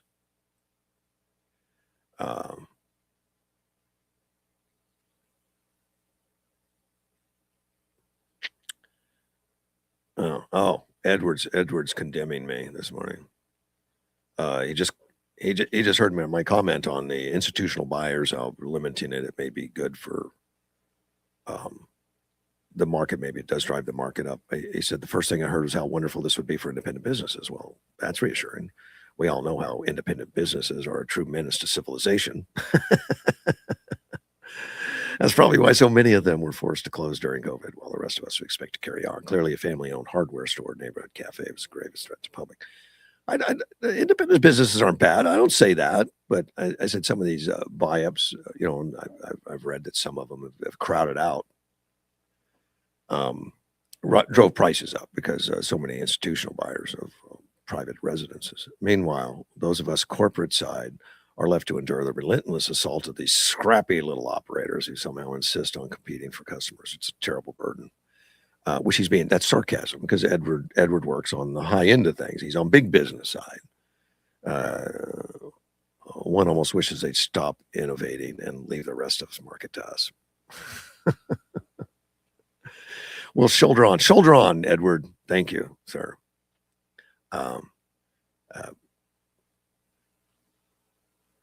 He sent me an article about the Postal Service will not deliver ballots if states refuse, and I've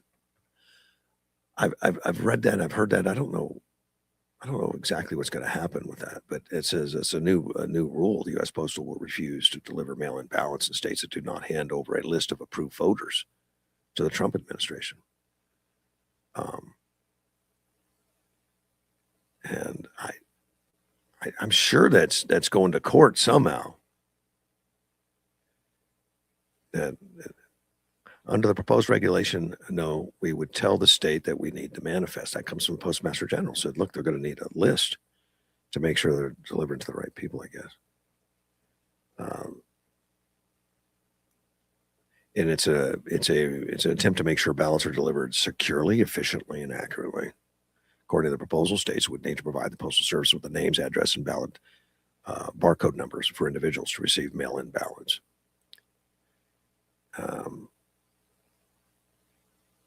At least five lawsuits have challenged that executive order, which I did know. There were some, I didn't know how many. It's 5. Some of those cases have stalled because the policy has not yet been enacted. The commitment period for that proposed rule is open for next week. So he's holding on to it. Postmaster General says it's really is trying to help the state make sure that the ballots that they send to the voters actually get there and get to those voters. And it is strictly a manifest for us to make sure that the right ballots are going to the right people. Senate Democrats disagree, and they think it's just a game to take the federal government, take over elections and all that. So they're angry about it. Of course, they want all the more ballots that hit the pavement, the better for the Democrats, I think. All right. Oh, let me see my phone calls that I missed.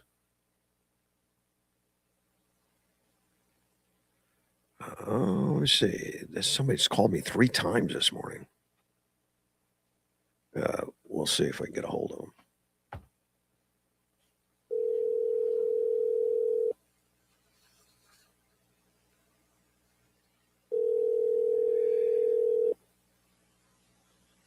Thank you.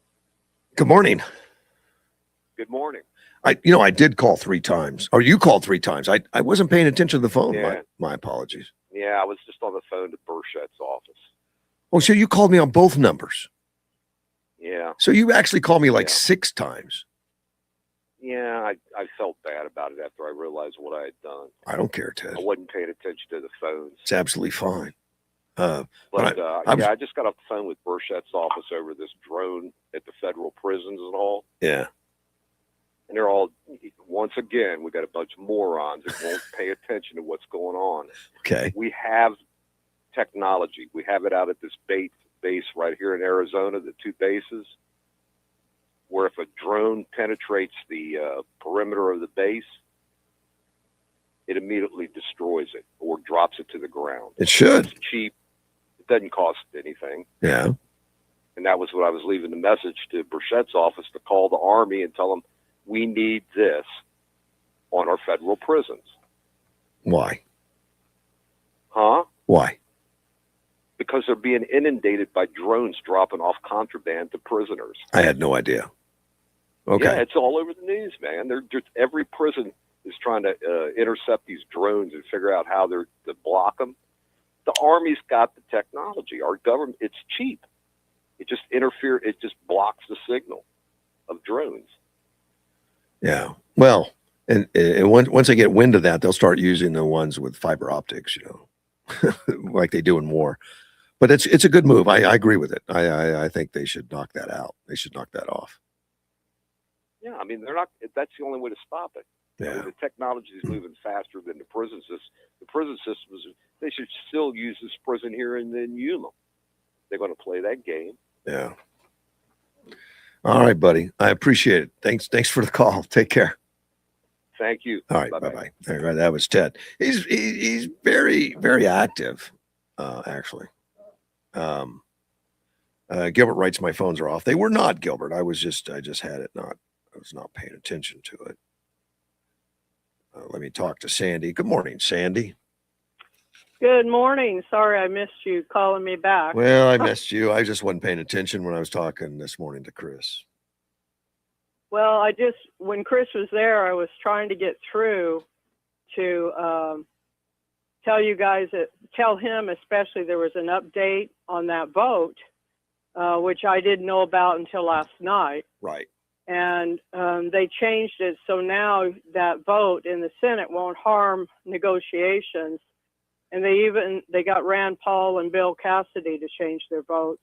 Cassidy surprised me. Like, go ahead. Cassidy surprised me because he hates Trump. But, I know. But he did the right thing, what? so God bless him. That's great. Right. Well, he had Thune, Lindsey Graham, Bernie Moreno, and others talking to him. Mm-hmm. And President Trump had gone to meet with them. And he came out afterwards and he said, we had a really good meeting. Now, Bill Cassidy, took any opportunity he could with the press to say, oh, he was a tough guy and he was shouting at Trump and that kind of crap. Right. But basically, we've got some people that show some wisdom and understand that there's a lot of us in that support President Trump and what he's trying to do. And I appreciate that Cassidy changed his vote. Sure. It was a silly vote to begin with, when you see what President Trump's trying to do there. And then they had just a wonderful celebration in D.C. And NBC, ABC, CBS's programming sucks so bad. I explained that the other day or yesterday. Yeah. That they should have aired it. It was just awesome with the military bands. Those people can play. It was the U.S. Army band and the Marine Corps band, and they had singers. Some of these singers sound like real professionals. They were just awesome. And they had some flyovers. Lee Greenwood, Christopher, I don't know how to say his name, Macchio, sang, and some others. Vanilla Ice was there, and some other person I don't know. But it was just so great. The crowd was absolutely wonderful. President Trump gave a speech. It wasn't super long, but I liked the part where he's talking about, the people that came to the country and the people that got involved in fighting for our independence. And he talked about, like, the future. It just was really, really good.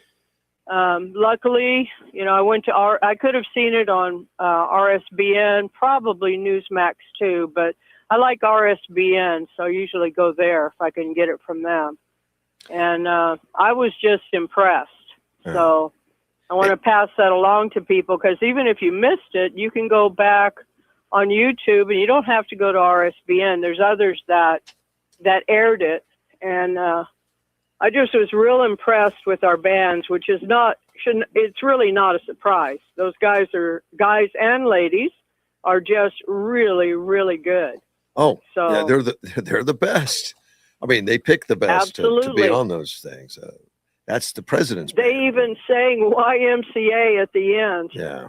So I thought that was pretty cool. Lee Greenwood is getting older, and I can tell with his singing, but I was so glad he was there. And, it just makes me feel sad because I'm getting older too, but no. And, it's just the way it is. But just such a positive thing. And then on the other side, you have the Democrats moving towards a socialism, communism. And that's why they're not patriotic. They want to overturn the country. I wish a lot, somebody Sandy. could put out something really good because I haven't been able to think it out myself, to try to help younger people understand why socialism and communism is so bad.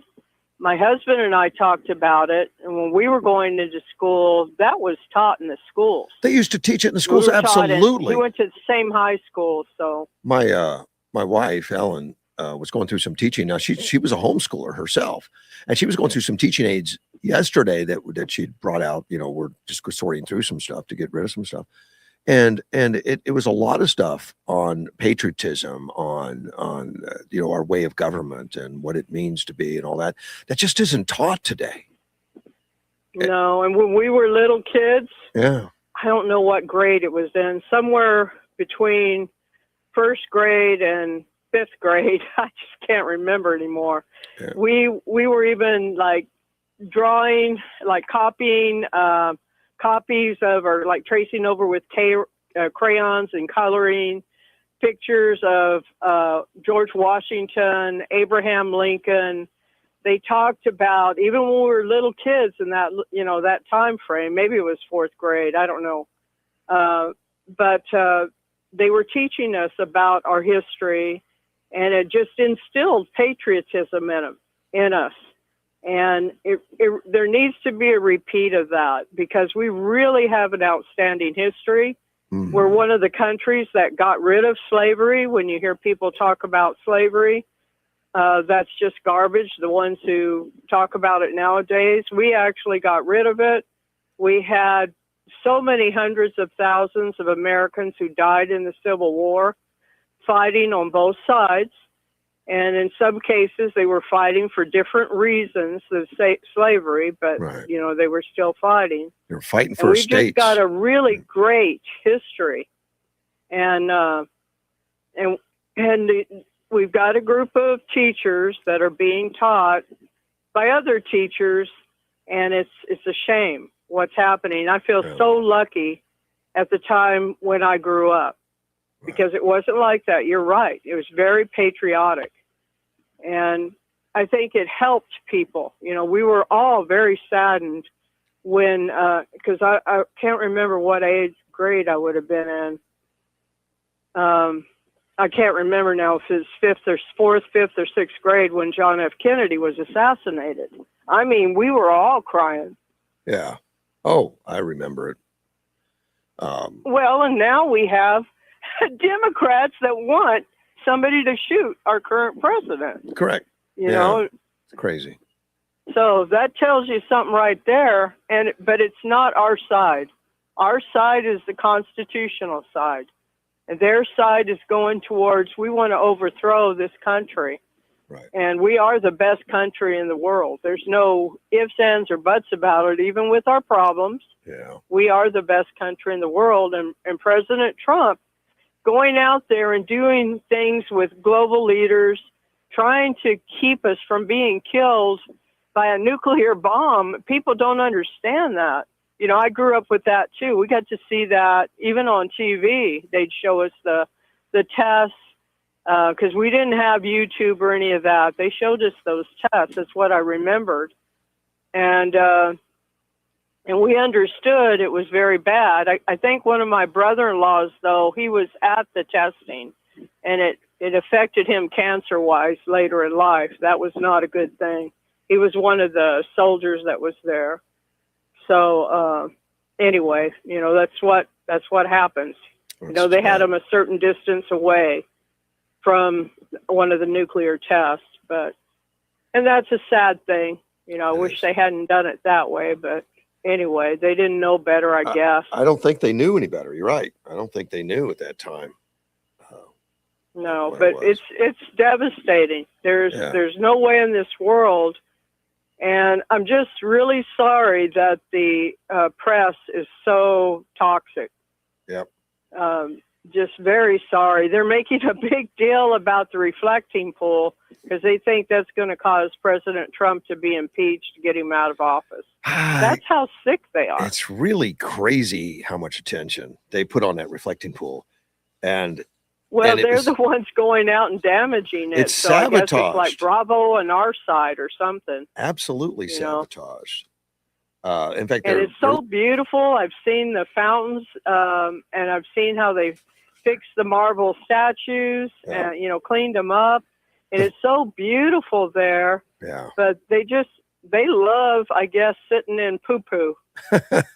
Maybe that's why California is like it is. They just love poo-poo, I guess. I would love to go visit them right now. I mean, visit DC because it is gorgeous. You look at pictures of the statues with the fountains that before and after, it's totally changed them. They're back to what they were new. Absolutely. Right. I'd love to go now too, but it just doesn't fit in with what's going on for us. So I love being able to go and have different, and it's not just RSBN. I wish I could remember all the names. Newsmax too. Maybe Fox News Live covered it. I don't know. Because I don't have the access to them on TV. But the fact that they put that out there made it good for the people who can't go that want to take the time to see it. And it was just really outstanding. So anyway, and there's going to be more. I'm sure they're not going to show anything with Trump in it on the main stations, but you have opportunities to go elsewhere. And it doesn't even have to be YouTube. I know maybe Rumble and there's so many. And other places. I can't get X back. I deleted X at one point before it was X, when it was Tweety Bird. Yeah. And Twitter.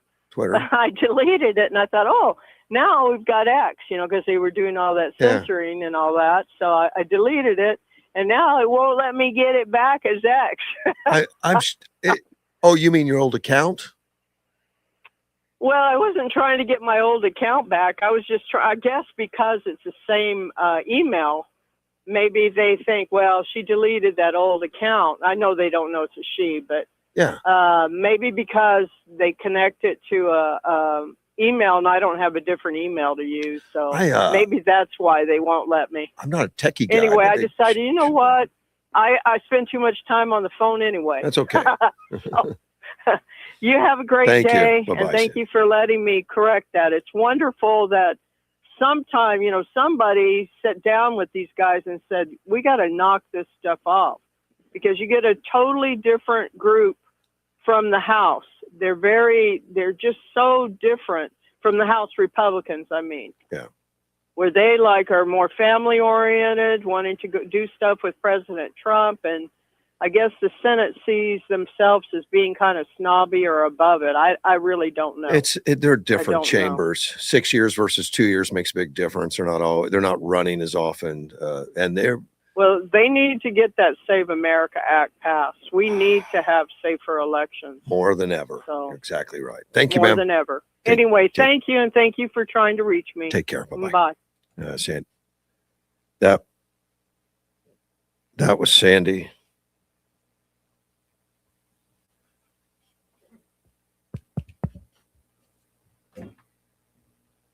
Test.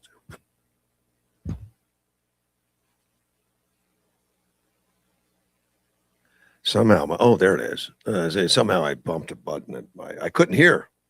I was on air. I was. You heard it. I didn't hear it, but now I do. Marathon Baptist Church Vacation Bible School is getting ready to start. I've mentioned it a few times, but now it's getting close. It's June 29th. So what is today? The 25th? So it's coming up very shortly. It's June 29th to July 3rd, 5:30 to 8:30 p.m. It's a small, it's in a residential area. It's 306 South 23rd Avenue in Yuma. It says games, snacks, Bible lessons, crafts. For questions, call 928-329-9973. So, yeah, get your kids into doing something. They may learn something. On the reflecting pool, I pulled an article this morning that they're looking for some people that was at the reflecting pool and doing some damage. Dark hair, wearing gray shirt, black shorts, carrying a light colored handbag. And this happened on Friday at 3:36 p.m. Police said the investigation follows Donald Trump's attempt to resurface the reflecting pool, which resulted in peeling paint, algae, and discolored the intended American flag blue. Parents have turned it to a swampy green. I know they say they've cleaned a lot of it up already. They think it was all phosphates. A lot of phosphates were dumped into the water. And a news crew had that water tested, and apparently it had a lot of phosphates in it, which shouldn't have been. So obviously somebody artificially put a lot of phosphates in there. Of course, that's fertilizer, help that algae grow, I guess. Trump said they went down probably a box cutter, and they were talking about the paint, which is kind of rubberized paint. Box cutter, very sharp razor or some kind of knife, and they cut and they started ripping it. You know why? Because they're sick people. These people need to go to jail for a long time. The pool was damaged because of Trump derangement syndrome, according to him. Some water will be released. Now, I heard the other day he said something is going to have to be drained, but he said some water will be released from the pool so the repairs can be made. He speculated fertilizer was poured into the pool, caused algae. Around the reflecting pool, we have a huge field of grass. They poured acid on the grass. Same people, I guess. Yeah, they made 8647 in big letters on the grass. It killed, the acid kills quickly. So that's being fixed. Chemicals were illegally placed in the water. And it wouldn't take much. You could take some acid from a pool company like muriatic acid or something. It would kill grass pretty effectively. It would be good. One of my listeners says, once our generation, baby boomers is gone, pretty sure the country will shift left, unfortunately. It's shifting left right now in a lot of respects. It's a lot of major cities, and he could be right, but maybe Jefferson was right that every generation should change the Constitution to fit the times. Jefferson did make some comments about changing. He thought, there might be, people rise up every 20, I think he said 20 years, like every generation or something, and want to make changes to it. Of course, they left that available. You can do that with amendments. You can do that, those kinds of things, but people are not patient enough to do an amendment. That takes time, which I guess is intentionally. We don't want to do it every knee-jerk ideas, and we get ourselves in trouble. I don't know where it's going to go with the socialism. We see what's going on within New York, and so many people following and all that. But when problems arise, and they've started to surface, but when they really surface and people suffer, I mean, how much are they going to keep hanging on to that? We saw in South America, a lot of countries, they went left, and I saw a news report the other day that they blame a lot of the South, and I think it was Victor David Hansen, that said it was U.S. aid that was infiltrated by the CIA or something, and they made a lot of changes, and they think they were responsible for helping get elected a lot of the socialists and liberals in South America, and they turned most of South America into very liberal policies, and they were failing Venezuela. And that socialism turns into communism. Of course, it's a stepping stone to communism.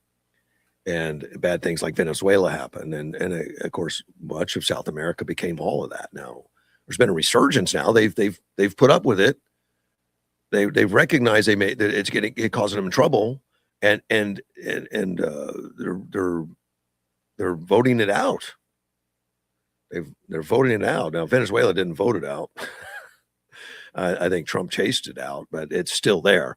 But they're being good, and they're making money, and they're selling oil, and it's going to the right people. People in Venezuela is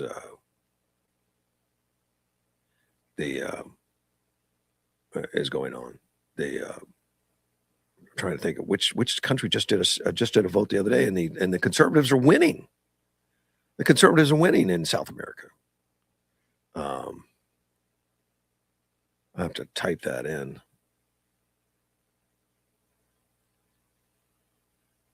And they are winning. It was, oh man, I don't want that. Bolivia. Bolivia just voted in a conservative. Of course, Argentina's been that way. I think Chile. A lot of South America is turning back away. So when I hear comments that the United States, may go, baby boomers leave, and this next generation may shift the country. Yeah, it may. Fortunately, we're not like a lot of countries where it has to shift the whole country. It could be state by state. You have California, Illinois, New York. Let them. I mean, they're failing. They're failing. It hasn't all shown up yet because federal government bails them out, and there's a lot of bailout, and a lot of people are moving to other states. But eventually, they may flip back, and it happens with states all the time. A lot of the states in the South used to be all blue. Now they're pretty much all red. It takes time, and they shift.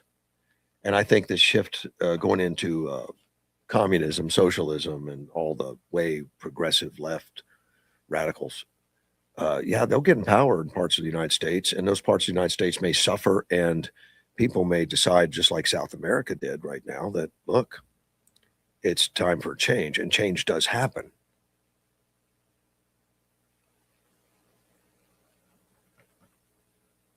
Let me see. David Laura wrote, "It's against the bylaws, and it's the GOP." I don't remember what I was talking about at 6:45 when he wrote that. It may have been about talking outside. I may have been talking about Art Morales at the time. Talking about going outside executive. I don't know. That was Art Morales. And I think it was a mistake. But we'll see. A little article on the Old Plank Road. I don't know if you know what that is, and that's in Yuma, just outside Yuma. It's in California, actually. It's in the dunes. And I was amazed when I first moved to Yuma to go out, and I went out and watched and saw it. I drove out there and went to take a look at it. They got bits of it at the park there on the Crossing Park. There's some of it that's on display there. You can look at it, or you could go out in the desert and out in the dunes and go up and drive to what's left of it. There's still a little bit of it there that you can look at, but it was put in 1915, and it's strictly wooden boards, held together by iron straps and bolted to the ground somehow. Yeah, they got it in there, and that was a way to get across the dune. It was 6.5 miles long as people were traveling to San Diego from Yuma. Because the dunes have been there for a long time. They don't blow away. For some reason, they stay there. You would think they would blow away because that loose sand, but no, it stays there. It changes all the time. For those of you that go out in the dunes and like getting in a 4-wheel drives and running up and down those hills and stuff, you got to be careful because one season to the next, the hills will be in a different place, and the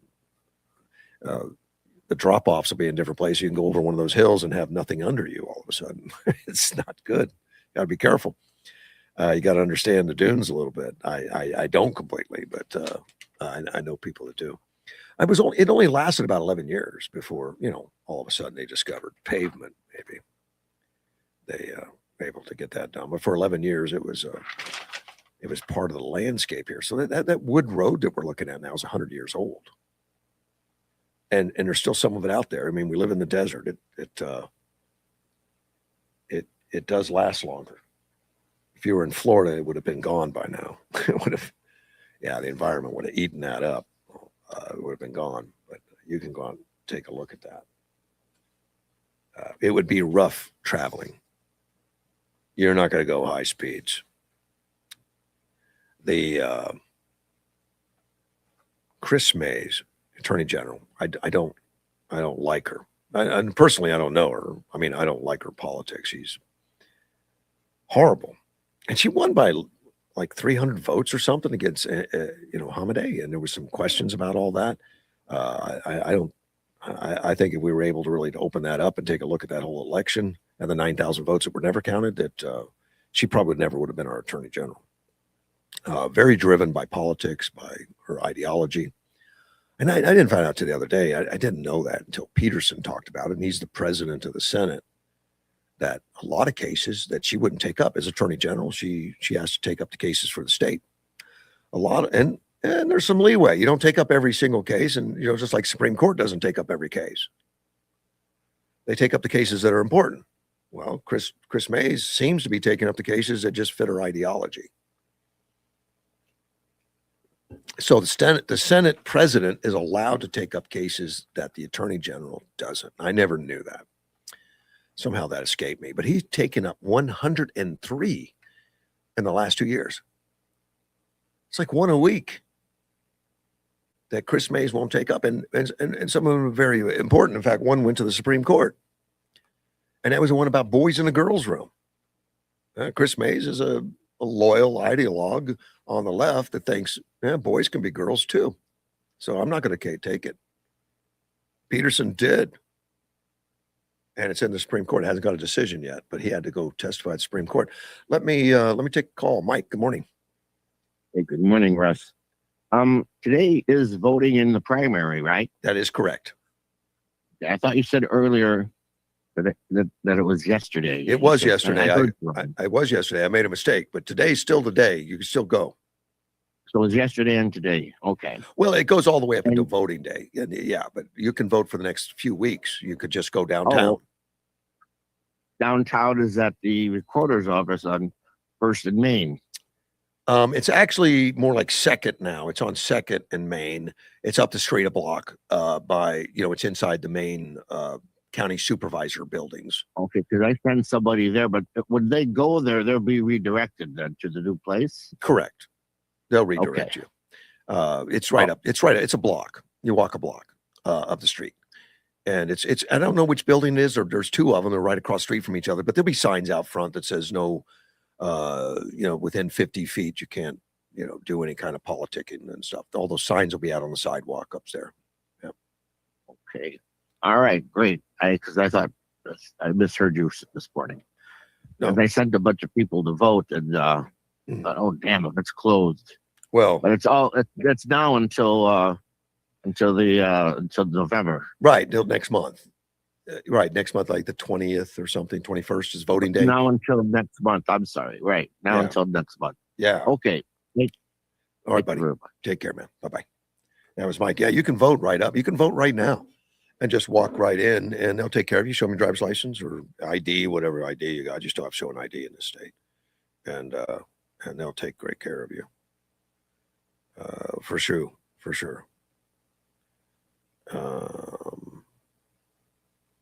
Let me see. Oh, Chris Mays.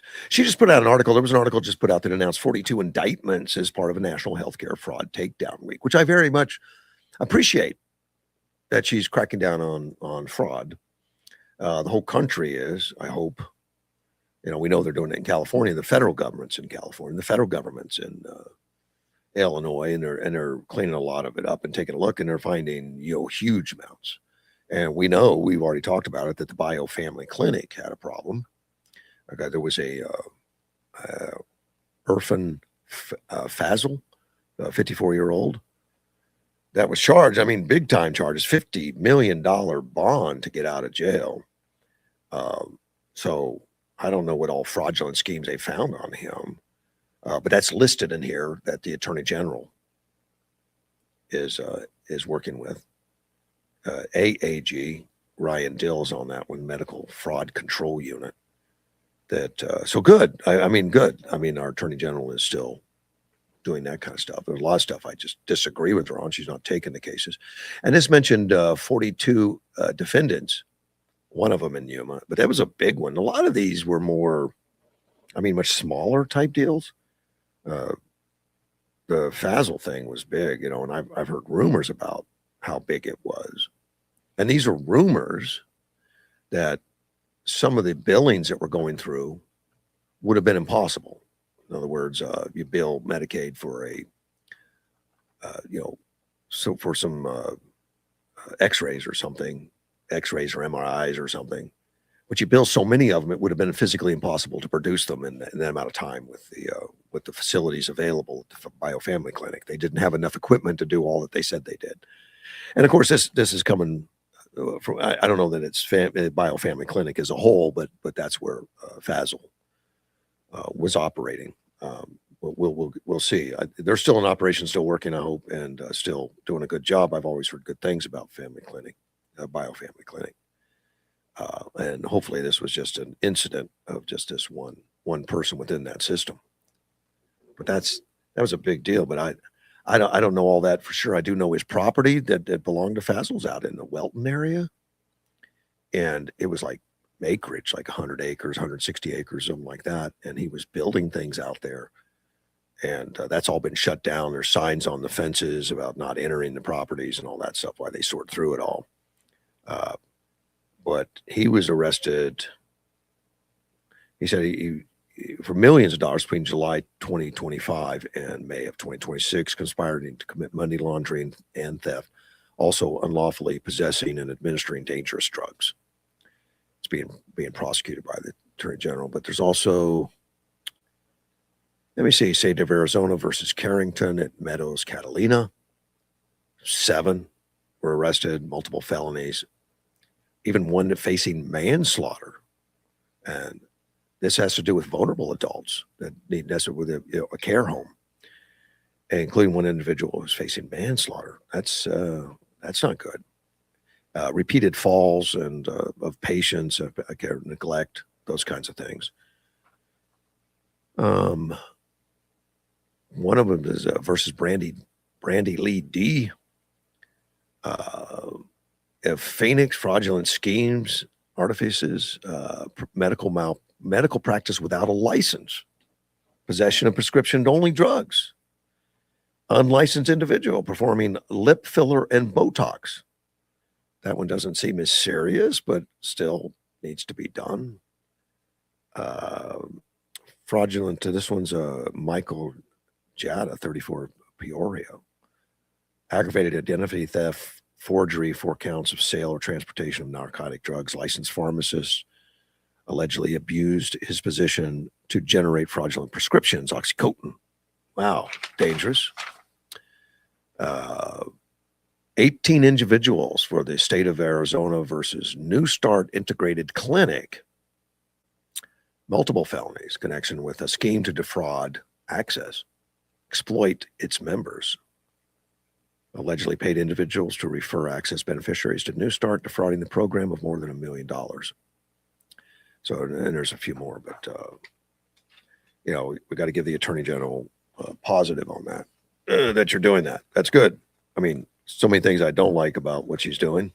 Even getting in trying to kill homeschooling, killing the ESA program to the SOS, Save Our Schools program. I mean, I don't know why she gets involved in that, but the liberals very much want to kill the ESA, which, Arizona has been noted for having like the best school choice program in the country. And I think the current administration lies about it. They say it's bankrupting Arizona because we've got so many individuals taken, and it's taken money out of Arizona and it's going to bankrupt us. Well, see, that's not true for this reason. Because every time a student transfers from a public, government-run school, the state actually pays less to ESA. $15,000 a year for state school and $7,500 for ESA maximum. They don't automatically get that, but that's the maximum that they get, with the exception of people that have handicap care or something like that. And then both organizations would get that, more money on it. It doesn't cost more for ESA. It costs less. That's just a plain fact. And for them to say us paying less is bankrupting the city means that they don't know math. They need to study math. You can't pay less and go bankrupt paying less. It's just an out and out lie. They don't like it for a lot of control reasons. They want to control the education. And I'm talking teachers unions and stuff like that. And get away from and I think the government schools need competition. I'm not against government schools, but they need to be teaching civics and keep boys out of the girls' rooms, those kind of things.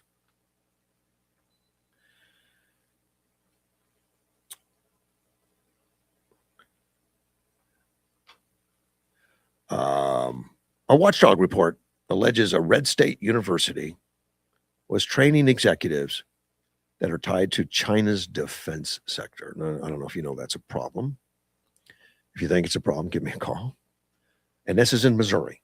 The Missouri State University is the one that they're targeting and looking at. And apparently they've had a program in there for a couple decades now that is training people within the military, China, on MBA and executive MBA pipeline. They train more than 1,500 Chinese executives, government officials, state-owned enterprise managers beginning in 2001, including people that are connected to Chinese defense sector, graduates of the program, including executives linked to Aviation Industry Corporation, and that's the largest state-owned aerospace and defense conglomerate. And it's been designated by the U.S. Defense Department as a Chinese military company that faces U.S. sanctions and investment restrictions over its ties to Beijing's military establishment. But they're being trained in the United States or educated in the United States. And the rub is that not only are they educated in the United States, some money is going in there, some federal money is going in there to support the programs. Now, of course, Missouri State University says, yeah, we collect federal money, but we don't collect it for that. You know, that's what some of these abortion clinics say. Well, we collect money, but it's not for abortions. But don't take it away. We need it to survive. Exactly. You need it to survive because you perform abortions. Congressional executive branch attention to American universities' ties to the CCP has been focused almost entirely on three areas: STEM, which is science and so research theft, STEM research theft, issues involving free speech and harassment of Chinese students, Chinese military affiliated graduate students, and defense relevant doctoral programs. And apparently there's a lot of people working in up in the U.S., in the Chinese military complex that were trained right there in Missouri State University. They denied the taxpayers. They says, as a report further acknowledges the students, and there's a report put out by this watchdog group, the students studied a conventional business curriculum with no evidence of espionage, intellectual property theft, misconduct, false affiliations, or complaints of harassment. Students admitted to the program were required to comply with all student visa regulations submitted by the U.S. State Department. I would assume that's all very true. But everyone in that department was picked by the CCP and sent, according to the report, CCP picked them, not the Missouri. I got Edward on the phone. Come on in, Edward. Good morning. First of all, need to reinforce that issue is you do not want to help independent business. They're a bane of my existence.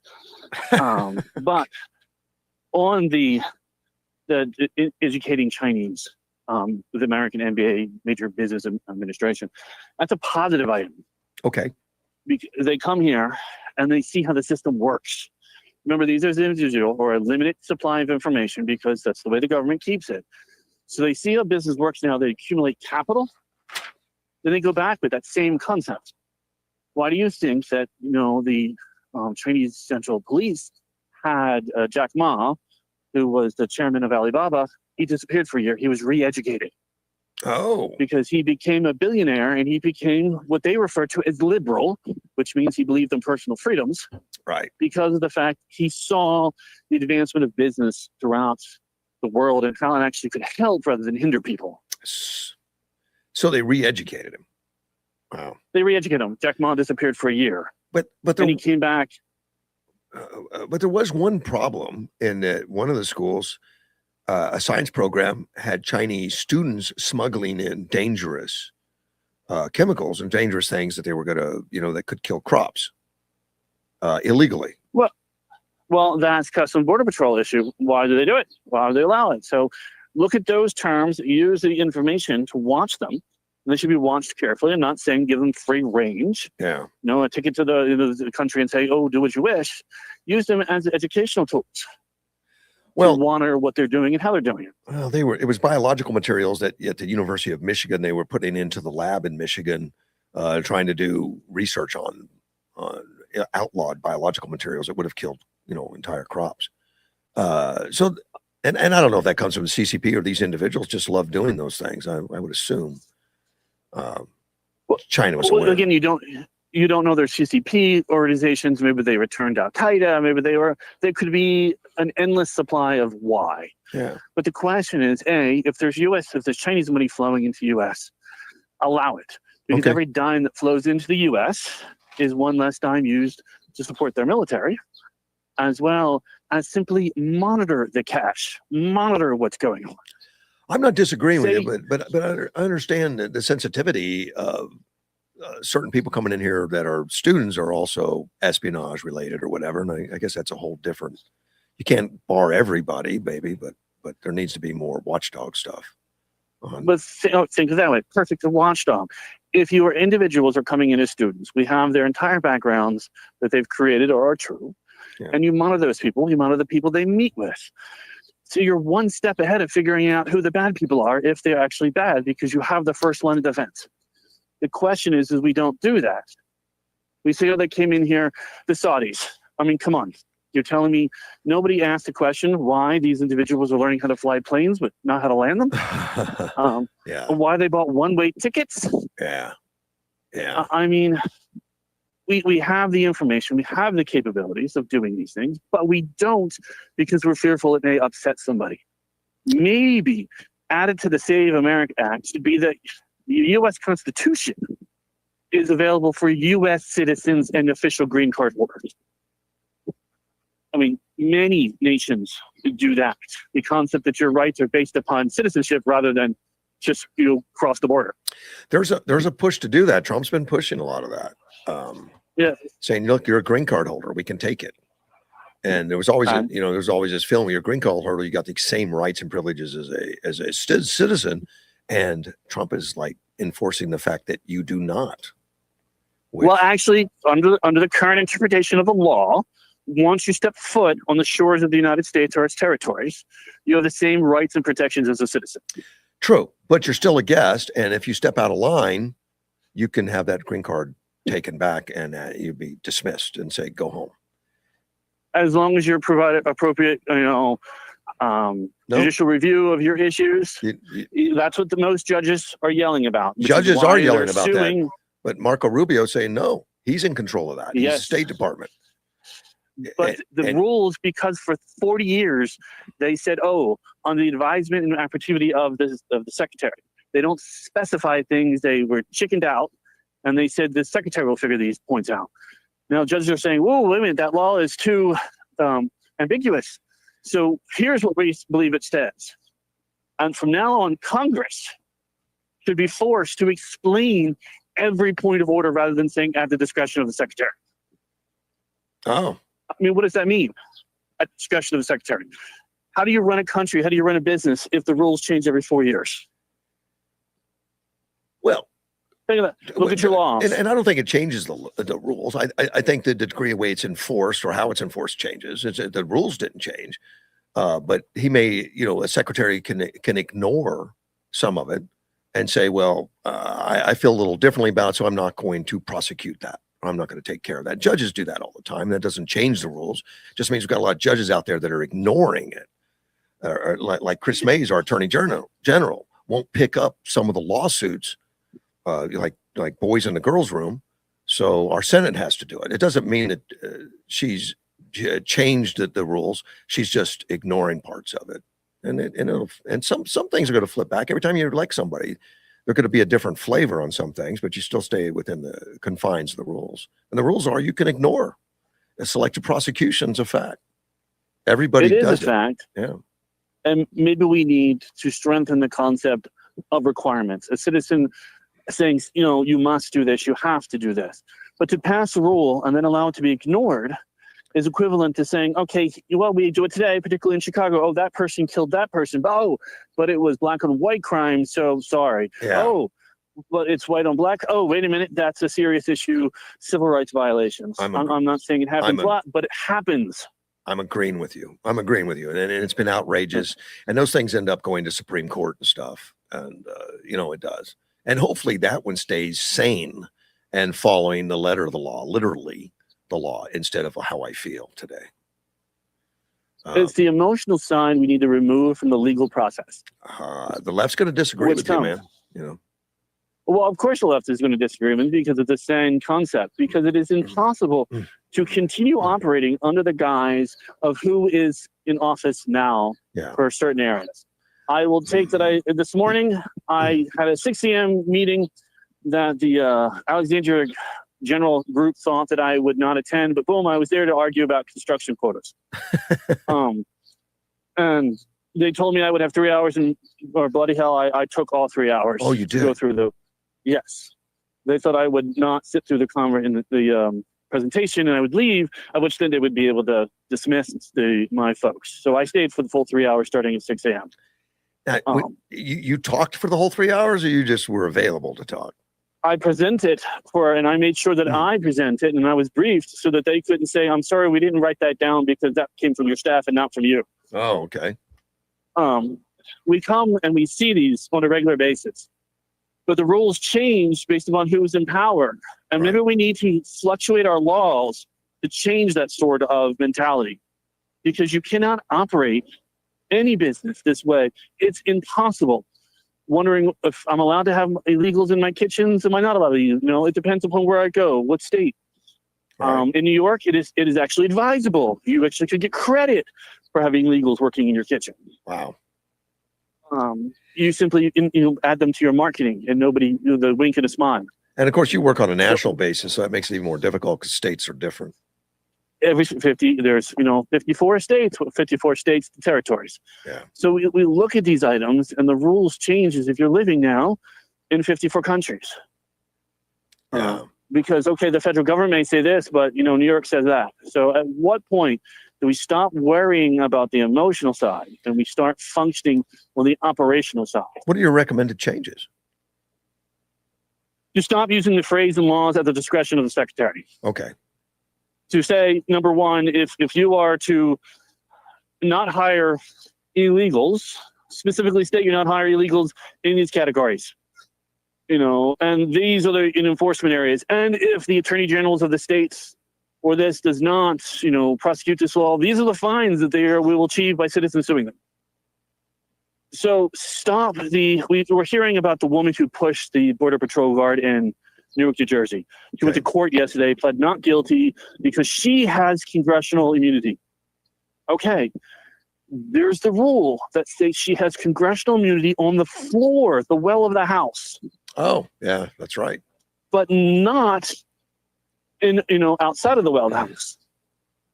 But we have now slowly said, but traditionally we have done this. Well, now we see someone who actually assaulted another person, who is using tradition and motion to escape an assault charge. Did she get away with it? Well, she was not. She was, she had to show up and plead not guilty.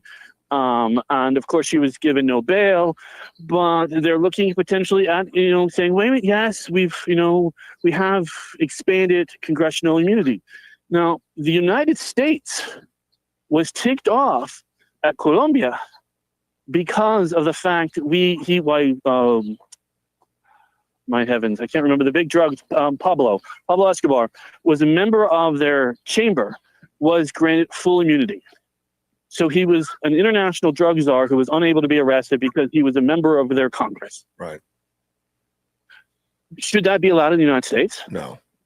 Does that mean a member of Congress? Because this is the path you can take. If the judge decides she has congressional immunity for an assault, the next item is, I don't like my opponent running for office, I'm going to take this stand of debate and shoot them in the head. I'm sorry, I have congressional immunity. Here is the president. That is where we're folding towards as a country. How long do you think that's been going on at this level? I mean, there's always been some, you know, when a cop pulls you over for speeding, you don't always get a ticket, you know, and he's got that discretion. But how long has this discretion been expanding to the point where it's corruption? I think since you saw FDR, the people, they praise FDR as if he's some sort of saint. He inherited an economic recession. Yeah. Of which his programs turned us into a depression. Yes. Because he limited the ability for companies to recoup losses over inflationary costs and made it next to impossible to then find labor properly, because he got those folks and sent them off to gosh knows country and other areas, which delayed production of real jobs. They were economically based on the United States government taxpayer dollars. Yeah. Which then drove businesses out of under, because if you can't afford to pay the prices the government's willing to pay, then you have to go under because you can't find the labor. There are questions of the road whether or not Churchill told FDR about Honolulu. So we see this sort of kind of issues. We then later saw it FBI with JFK, the CIA with JFK. You know, making sure that getting rid of the president they didn't want. I mean, I recently resaw the JFK Oliver Stone movie. That's a bit far out there, but frankly, in today's media stage, I wouldn't doubt it. Right. We just saw that. Tabby Goossert, who is the National Intelligence Director, who said she's got proof, and she released it, that shows Obama sat in meetings talking about the development of Russiagate. Yep. No. What are we going to do? Well, I'm sorry, we don't prosecute sitting presidents. We don't prosecute former presidents. That's been the rule, unless your last name is Trump. Right. The reason why Republicans refuse to pass the SAVE Act in the Senate comes down to one thing: that would change the balance of their power. And you will not see the SAVE Act become law.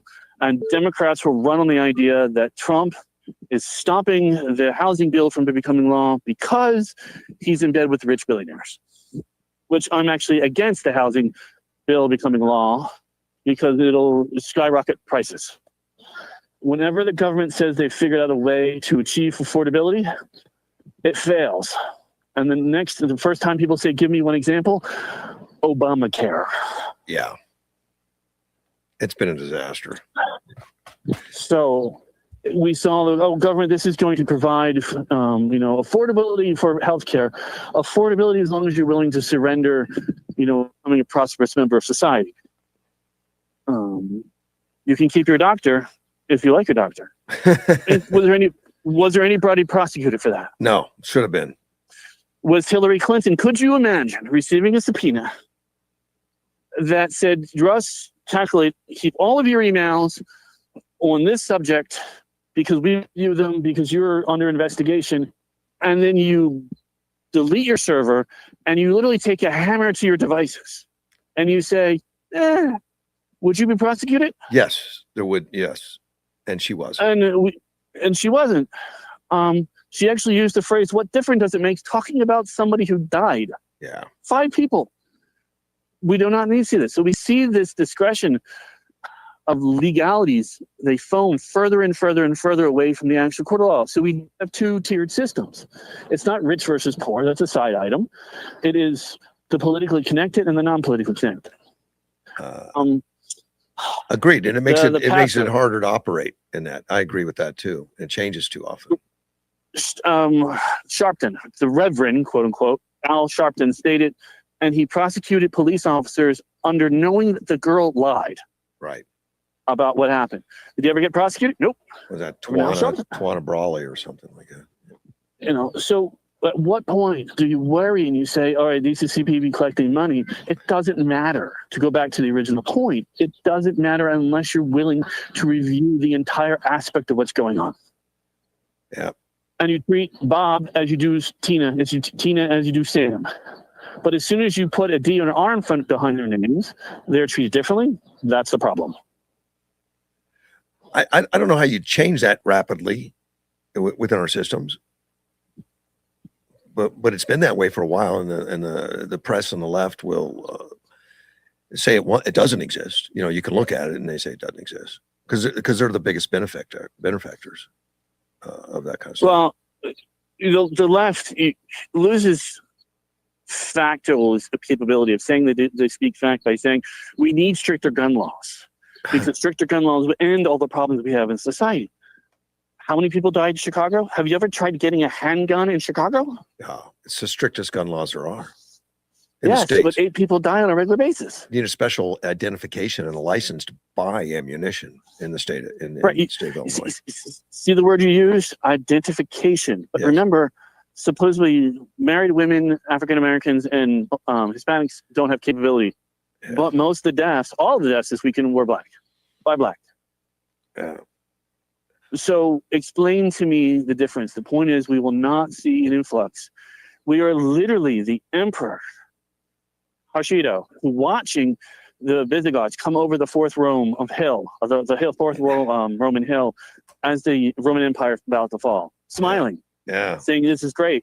Look, those illegals coming across our border, they're here to help us. They make us more diverse as they slit your wife, your children, and your throat.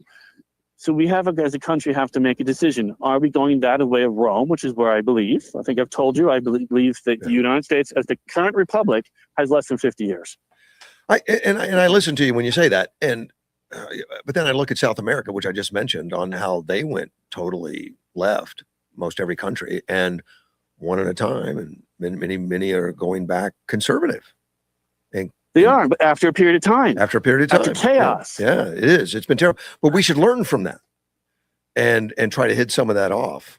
Hopefully we can. But see, we say we should learn from that. But what is the one thing that every parent has to tell every child over and over again? I don't know. Particularly in the kitchen. What's that?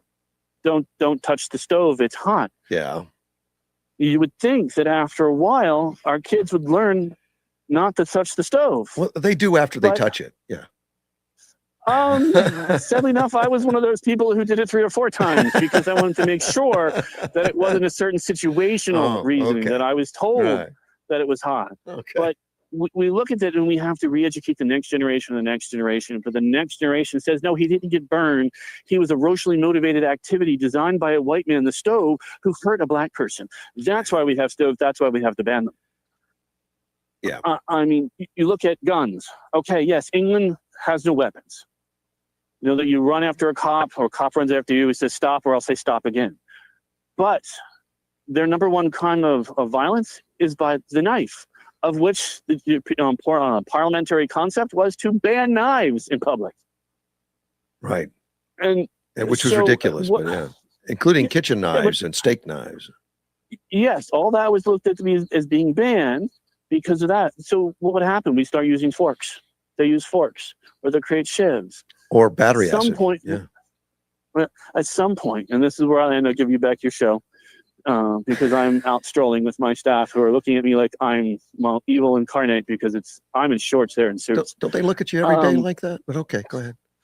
Yeah, but it's sunny outside, and they're in suits, and I'm walking. We're going to breakfast or their lunch at the Chart House, so it's warm here. But we look at these and we say, at what point will we stop saying, yes, he makes sense, but it's Trump, so I have to say no? Good what point. point will we stop looking at value of a statement and say it's not valuable because of an individual said it? Right. That's my 2 points for the day. I appreciate the time, my friend. Thank you. Cheers. All right. Bye-bye. Bye. That was Mr. Edward. Called in. It obviously had a 3-hour meeting and is feeling pretty passionate about where we are, and I think we all should feel that passionate about it. And I know many people that do, and I get calls from a lot of people that do, that are very passionate about it, saving the country and getting consistency through the country and enforcing the laws that are meant to be enforced regardless of what, just like liberty, you know, it was blind, you know, the justice, and the scales were blind. You're not supposed to see whether they're Democrat, Republican, black, or white. It doesn't matter. It's pay attention to the laws. We're not doing that. I was watching a show with my wife for the last few days called Truth and Treason. It was a short series, four episodes. Truth and Treason was a World War II German man that finally saw the truth in Germany. In Germany, during the war, everything was really controlled.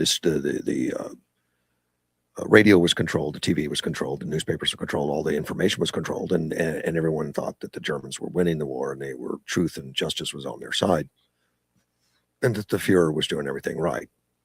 You know, they banned books, and there were strict rules about loyalties to country, and if you said something out of line, you were re-educated or killed in Germany. And this is about a 16-year-old that who's inherited a shortwave radio, which was illegal, but his brother brought it in from war, and he said, "Hey, this, keep it here." And he started listening to it and listening to alternative programming coming out of the BBC. And he was also working within the government office that had access. He had access to a room that was locked, where banned books were. And he started reading banned books, and he started looking at information. He started looking at truth. And even at great risk to himself, he started passing out propaganda. He was quite a writer, and he would start writing things down and start passing it out to people anonymously, bringing the truth about the German condition and the fact that they were going to lose the war, and the fact that Hitler was not telling them everything they were supposed to, and he was an evil man. He finally got caught with his two friends. His two friends got caught also after some torture. 16, 17, and 18-year-olds. And, of course, charged with treason for telling the truth. And he was put to death. And he was put to death for this reason, that at 16 years old, he was put to death. He was put to death because he was fearlessly passionate and truthful about the truth. He was truthful. He thought that was the most important thing in life, really, that we need to know the truth. And when we do know the truth, we'll act better. And of course, he had the opportunity to read banned books and to listen to things. And when he went to court, it was set up that he was going to get off lightly because his dad was a military officer from World War One. And it was already set up that he had to read the statement, and they were going to be harsh on the 18-year-old because he should have known better. But it was actually the 16-year-old was the ringleader. He was the guy. When we went up to testify, he put the note aside and told the truth. And somehow we don't have a lot of that in this country right now. We're afraid to. We're afraid, just like everybody in Germany was afraid of being condemned, afraid of being pushed aside, afraid of not being able to say what everyone else sees, that the emperor has no clothes. And Edward's right on that, as far as that goes into just creating the laws that you want and ignoring the ones that don't make sense because I'm a member of this tribe, that I'm a member of this party, or I'm a member of it. And he was going to get off because of his contacts, because of who he was, and he was, they were part of the Nazi program. His dad was, and his adopted dad anyway, and it was all set up to get off, and he refused to accept it. He chose truth over that. If we had more people like that in Germany, it probably would have changed the rule, changed everything. And if we don't get more people like that in the United States that's going to talk truth, then we'll end up having the punishment that Germany punished.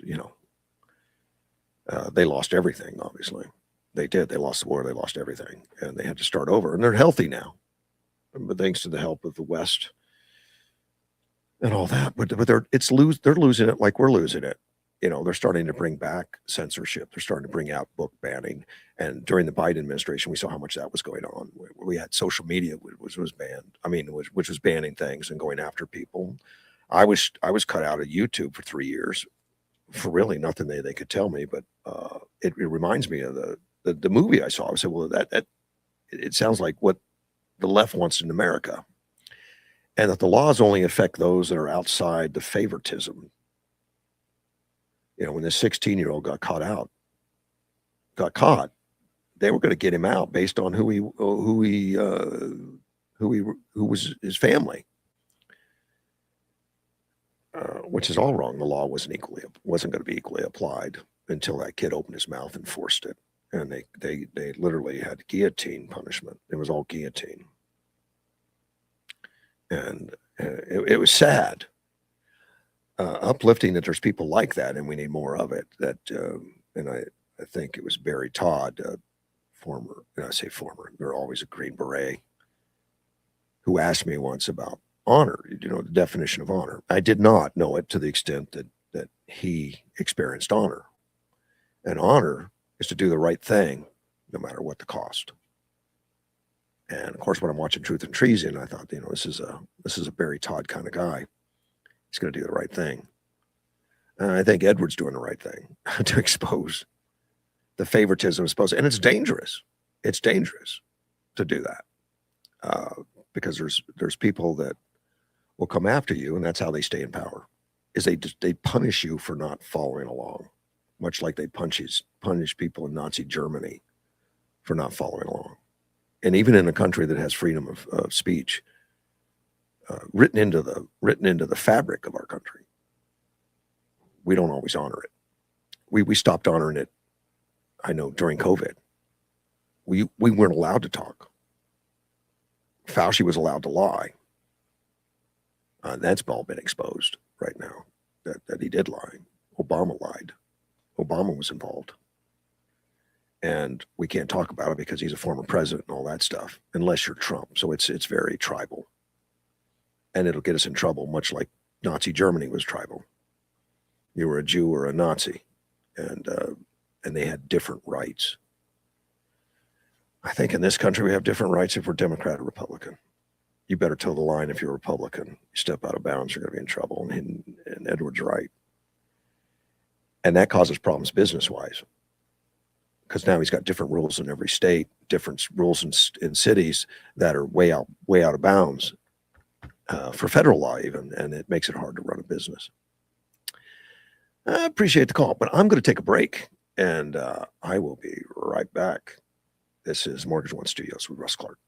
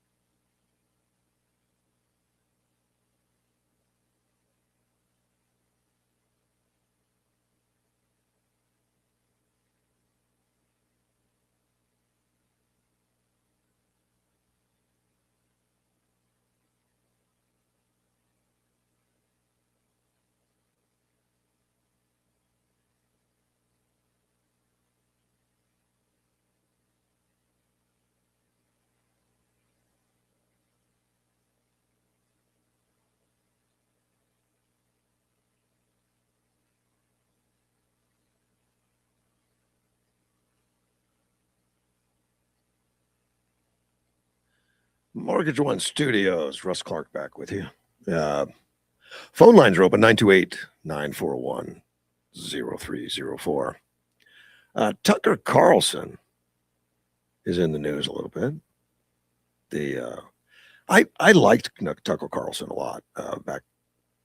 He was on Fox News. He was doing things I thought that was aggressive and speaking openly about things that were taboo at times, like the J6 thing. But he something, I don't know, he left the news and he's changed a little bit, but I'll talk about that. Let me take a phone call. You're on the air, Gilbert. My pops was a man with very few words. Dennis Franklin could tell you a lot about my dad. Okay. But my dad told us a long time ago, your honor, your name is your honor. No one can take your honor away from you. You can only give it away. Your word is your bond is your word. Yeah. No one can take it away from you, only you. And what we're seeing all over America is, look what happened in New Jersey. The reason those people won, because illegal aliens can vote there.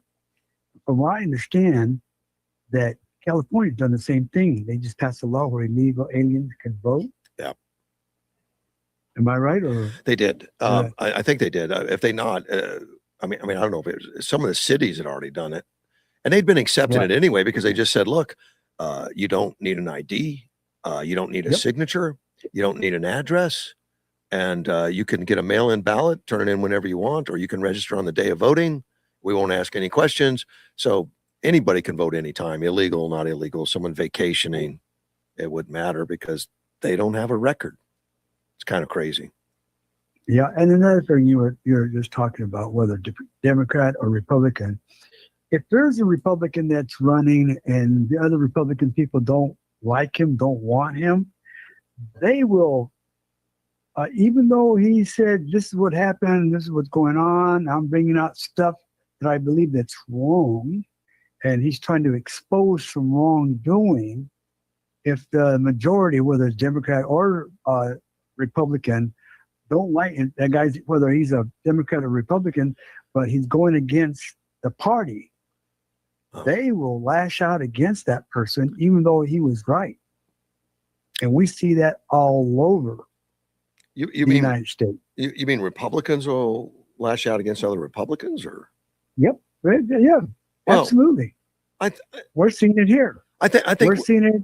I think we see it more in the Republican Party. I agree. You know, if somebody steps out of Yep. line, you'll see Yep. it more in the Yep. Republican Party, probably. Yeah. And the thing is, if this guy has shown that there's been problems, but if it doesn't go with the status quo, they're going to put this guy down. They're going to destroy him one way or the other.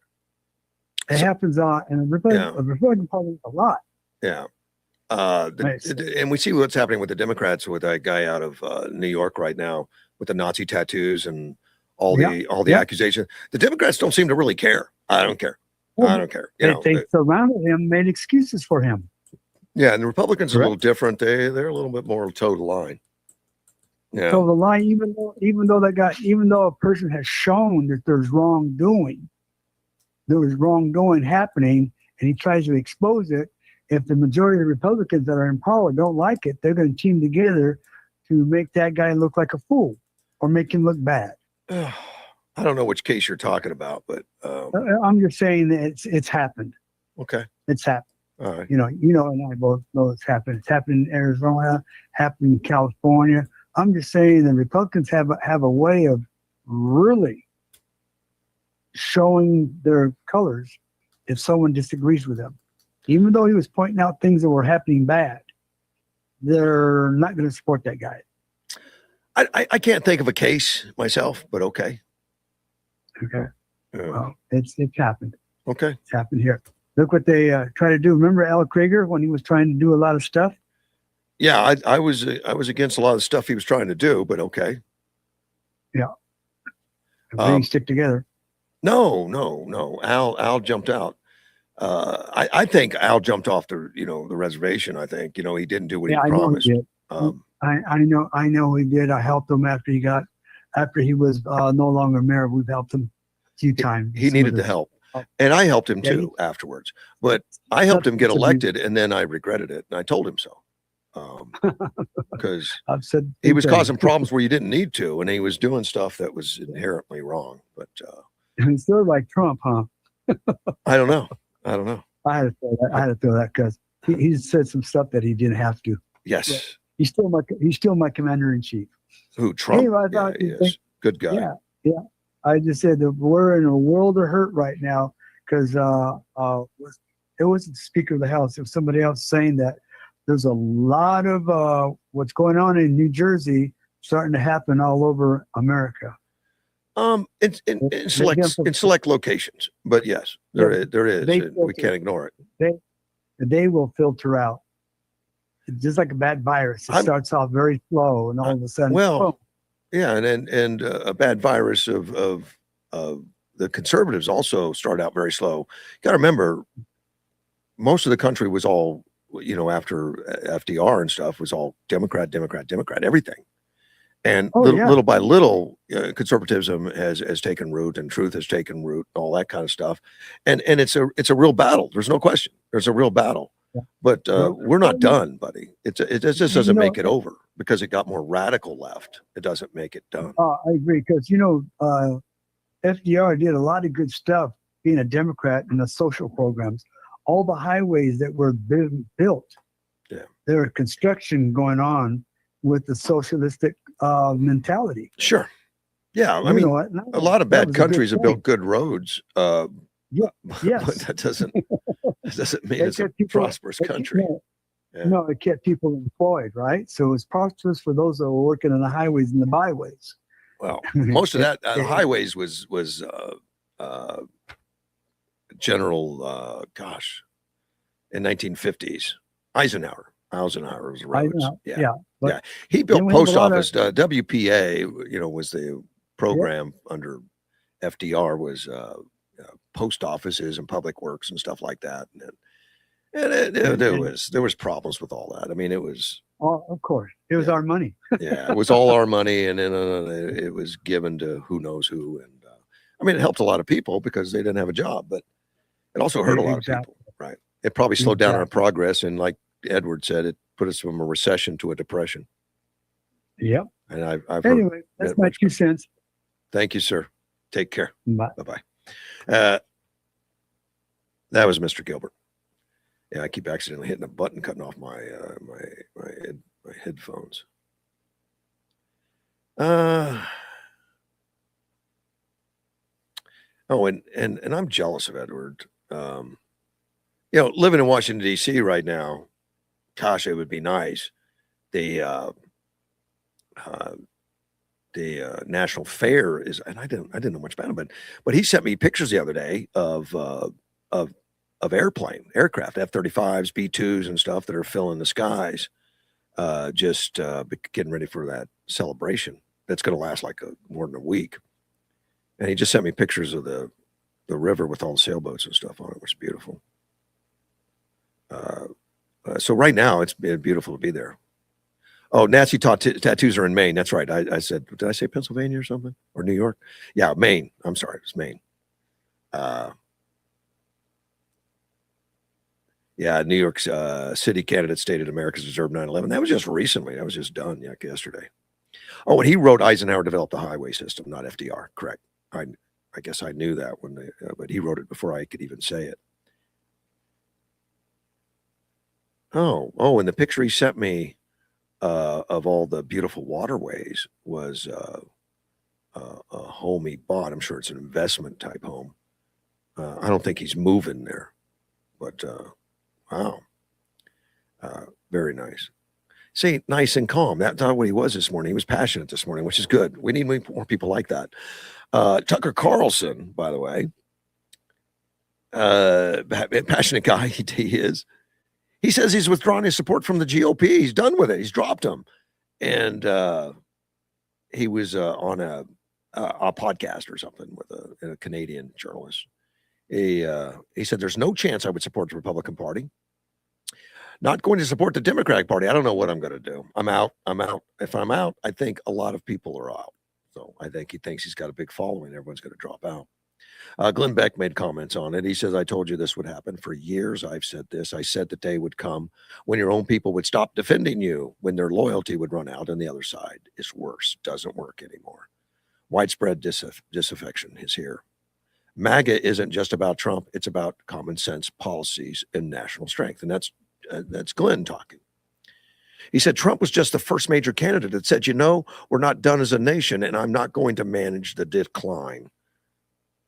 I like that framing of it. I'm not going to manage the decline, because I think that's what a lot of Republicans have done. is going along with it and managing the decline. I like the way, and that's Glenn Beck that framed that. That's what people want: a healthy and a common sense driven country that doesn't destroy their faith and their family and their freedoms. When somebody like Tucker walks, when the next one walks, and there will be a next one, people are going to come and say, "Circle the wagons. You've got to defend the party." No. Don't rush to defend the GOP. Every time you defend them for free, they teach you that betrayal is serviceable and that they can ignore you and keep you, or survivable, not serviceable. Betrayal is survivable. The only language a comfortable incumbent understands is the sound of a door closing behind a voter who's done. This doesn't mean we stop fighting the authoritarian and crazy left. We just have to find the Republicans or whatever that stand for something. You're not going to survive this, and you don't mean a tough cycle coming your way. I mean, you are building with your own hands a movement aimed directly at you, and you deserve it. No amount of spending or messaging will slow or divert the train that's coming. There's only one way to stop the GOP exodus: simply remove the reason it exits. And the only way to do that is start listening to the people who sent you there, and then actually do something they sent you to do. That's it. That's a secret in the sauce. Glenn Beck explains it very well. That's why he's successful. He does a great job with that. I think he explains it very well. And his secret sauce is what? Listening to the people. Now, what are the people saying right now? Right now, what are the people saying? The people are saying we need the SAVE Act. We need it. 85% of the whole country. That's Democrat, Republicans, Independents, all together. 85%. You know what the Republican Party's doing? They're ignoring it. That's why you get people to walk. That's why you get the Tucker Carlsons that leave. And I'm not a big fan of what Carlson's doing or done. I mean, I think he's I can't describe him right now. I don't know what he's trying to get accomplished. But to tell you the truth, a talented guy, talented journalist, talented in a lot of ways. I don't know what's frustrated him right now, but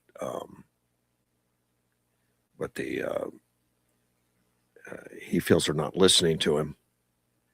And I think Trump feels the same way, and that's why he didn't sign that housing act, because you're not listening to the people. And I hope he stands his ground. I hope nothing gets signed until the SAVE Act goes through. As much as I hate that kind of stuff, it's time to listen to the people. And the people say, get it done. And if the Republicans can get it done, they're heroes to 85% of the nation. That's why the left are so scared of it. Not only will it take their ability to cheat elections away, the Republicans will come forward and accomplish something that 85% of the people want. And how dare you do that? 85% of the people are nothing compared to our power. I think people see that for what it is. Listen to the people. I think Glenn Beck's right. I got to talk about fireworks. Because it's coming up. Fireworks are coming up. And it's, there's going to be a lot of fireworks displays, professional ones out there, and that's all good. Humor officials are reminding people and residents of the dangers of fireworks. And we all know what they are, because I've had, minor burns and stuff like that. But when I was a kid, we had firecrackers. You would hold them in your hands until the last second and throw them, hopefully.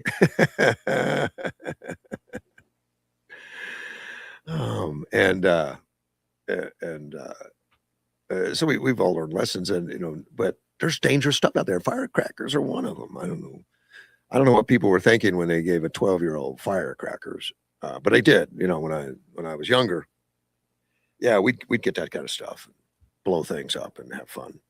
It wasn't the safest thing to do, and but we did it unsupervised at the time, and we survived it. I got both eyes and all that, and all my fingers are still attached. But it's illegal right now in the state of Arizona. Fireworks are legal, yes, fireworks, with a lot of restrictions. And those restrictions are it can't explode and it can't leave the ground. Yeah, other than that, you can have fireworks. There's sparklers. There's things out there you can buy at grocery stores and all that kind of stuff. That we put that in. Oh man, it's been probably a decade ago that they voted in. But fireworks. What it seemed once they voted it in, man,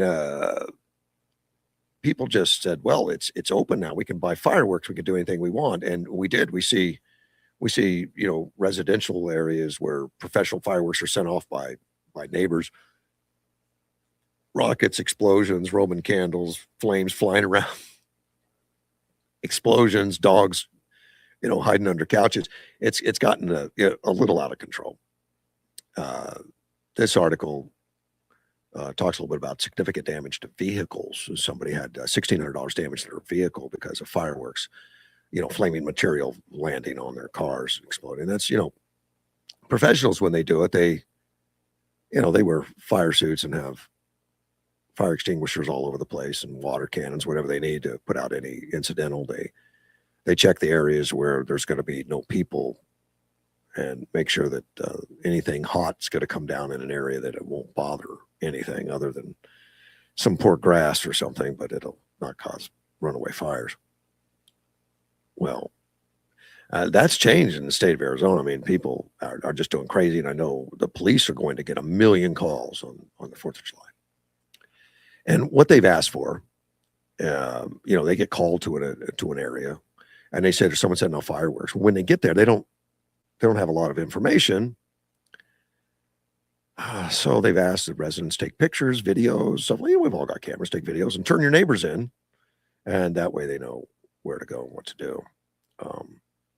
Which hopefully doesn't happen a lot. I don't want to see a lot of people get in trouble, but I don't want to see houses burned down and cars get damaged and people get hurt. Believe me, the emergency room is going to see a lot of people that get into these dangerous fireworks and make mistakes. The Humane Society is already encouraging pet owners to take precautions because fireworks scare pets. And if they're outside, they'll jump over walls that you don't normally think they can jump over, but that adrenaline rush will let them go. They'll find a way out.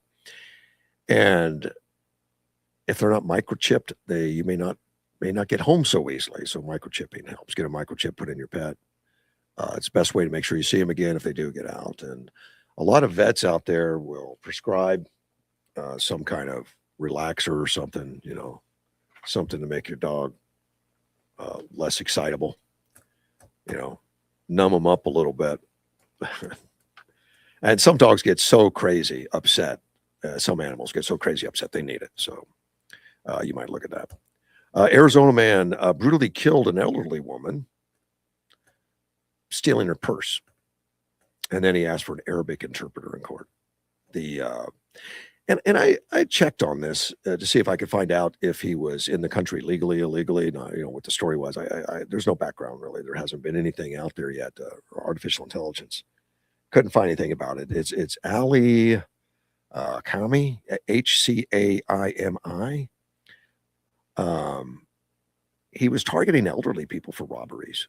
Apparently, there's a couple that he's accused of, and prosecutors are saying that he robbed an elderly woman just 5 days previously to the one that died. He followed a woman home from a bank. A woman, I guess, went to the bank to get some cash. She took $5,000 out of her bank and walked home, and this person followed her. Ended up stealing her purse that had her medications as well as her money in it. They found the purse and medication later, but the money was gone. Well, apparently he thought this is a very lucrative business, stealing from old women. So the prosecutor said he had an MO where he was preying upon elderly victims who could not defend themselves adequately against him. He happened to do this on Saturday in Glendale, the city of Glendale, where he robbed an elderly people at 2:45 p.m. Daylight. The lady struggled with him before and it must have been he was in a car talking to her. He said he stopped and I guess talked to this lady, to the couple. They were together, a man and a wife. Struggled. For he drove over the victim in his vehicle, ran right over her head, according to the prosecutors. He ran over the elderly female in front of her husband, who had a witness of the event. He ran her over from head to toe. There were tire marks on her head.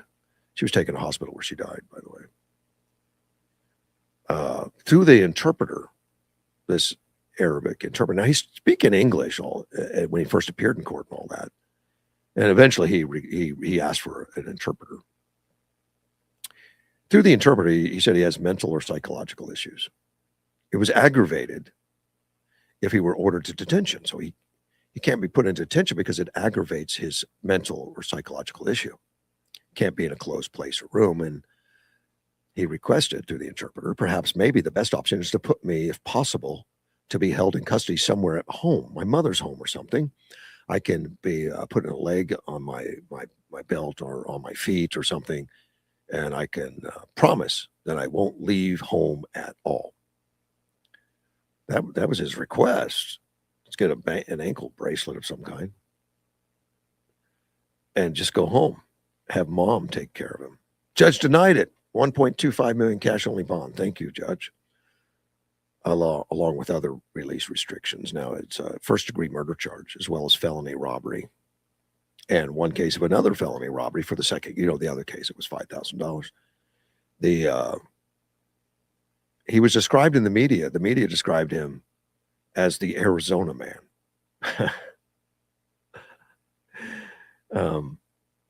And nothing else, and nothing about his possibility that he might not be from here, since he's needed an interpreter to speak English, I guess. The hazmat worker had to be called out to clean up the blood that was left in the street, which is in Glendale. Just horrible. It was a 66-year-old lady that was killed in front of her husband.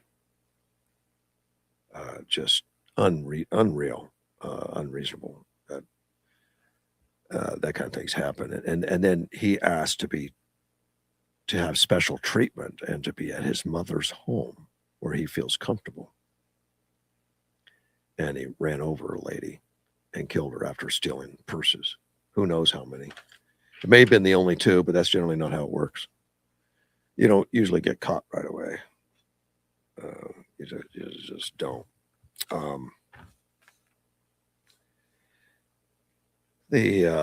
Gosh, and it's 8:58. I don't have time to get into these other ones that I have in front of me. So let me see. I just want to mention again about the Trump. The Trump just won that vote on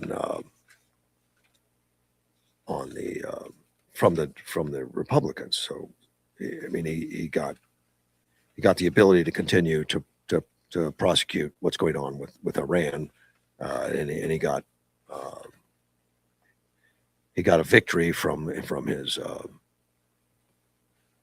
his Senate to make sure that he continues to go forward. Even Rand Paul stepped forward, and Barry Moreno changed it because on Tuesday the Senate voted against him. War powers resolution on Tuesday, but voted against him. That was going to require Trump to return home everybody that's over there that's watching Iran take away his bargaining power. And they gave it to him. They changed their votes from 50 for limiting the power of the president or bringing home the war machines over there, and 48 50 said bring it home, and 48 against that, to where it was 50 to 47 for Trump. That allowed him to continue to persecute what's going on.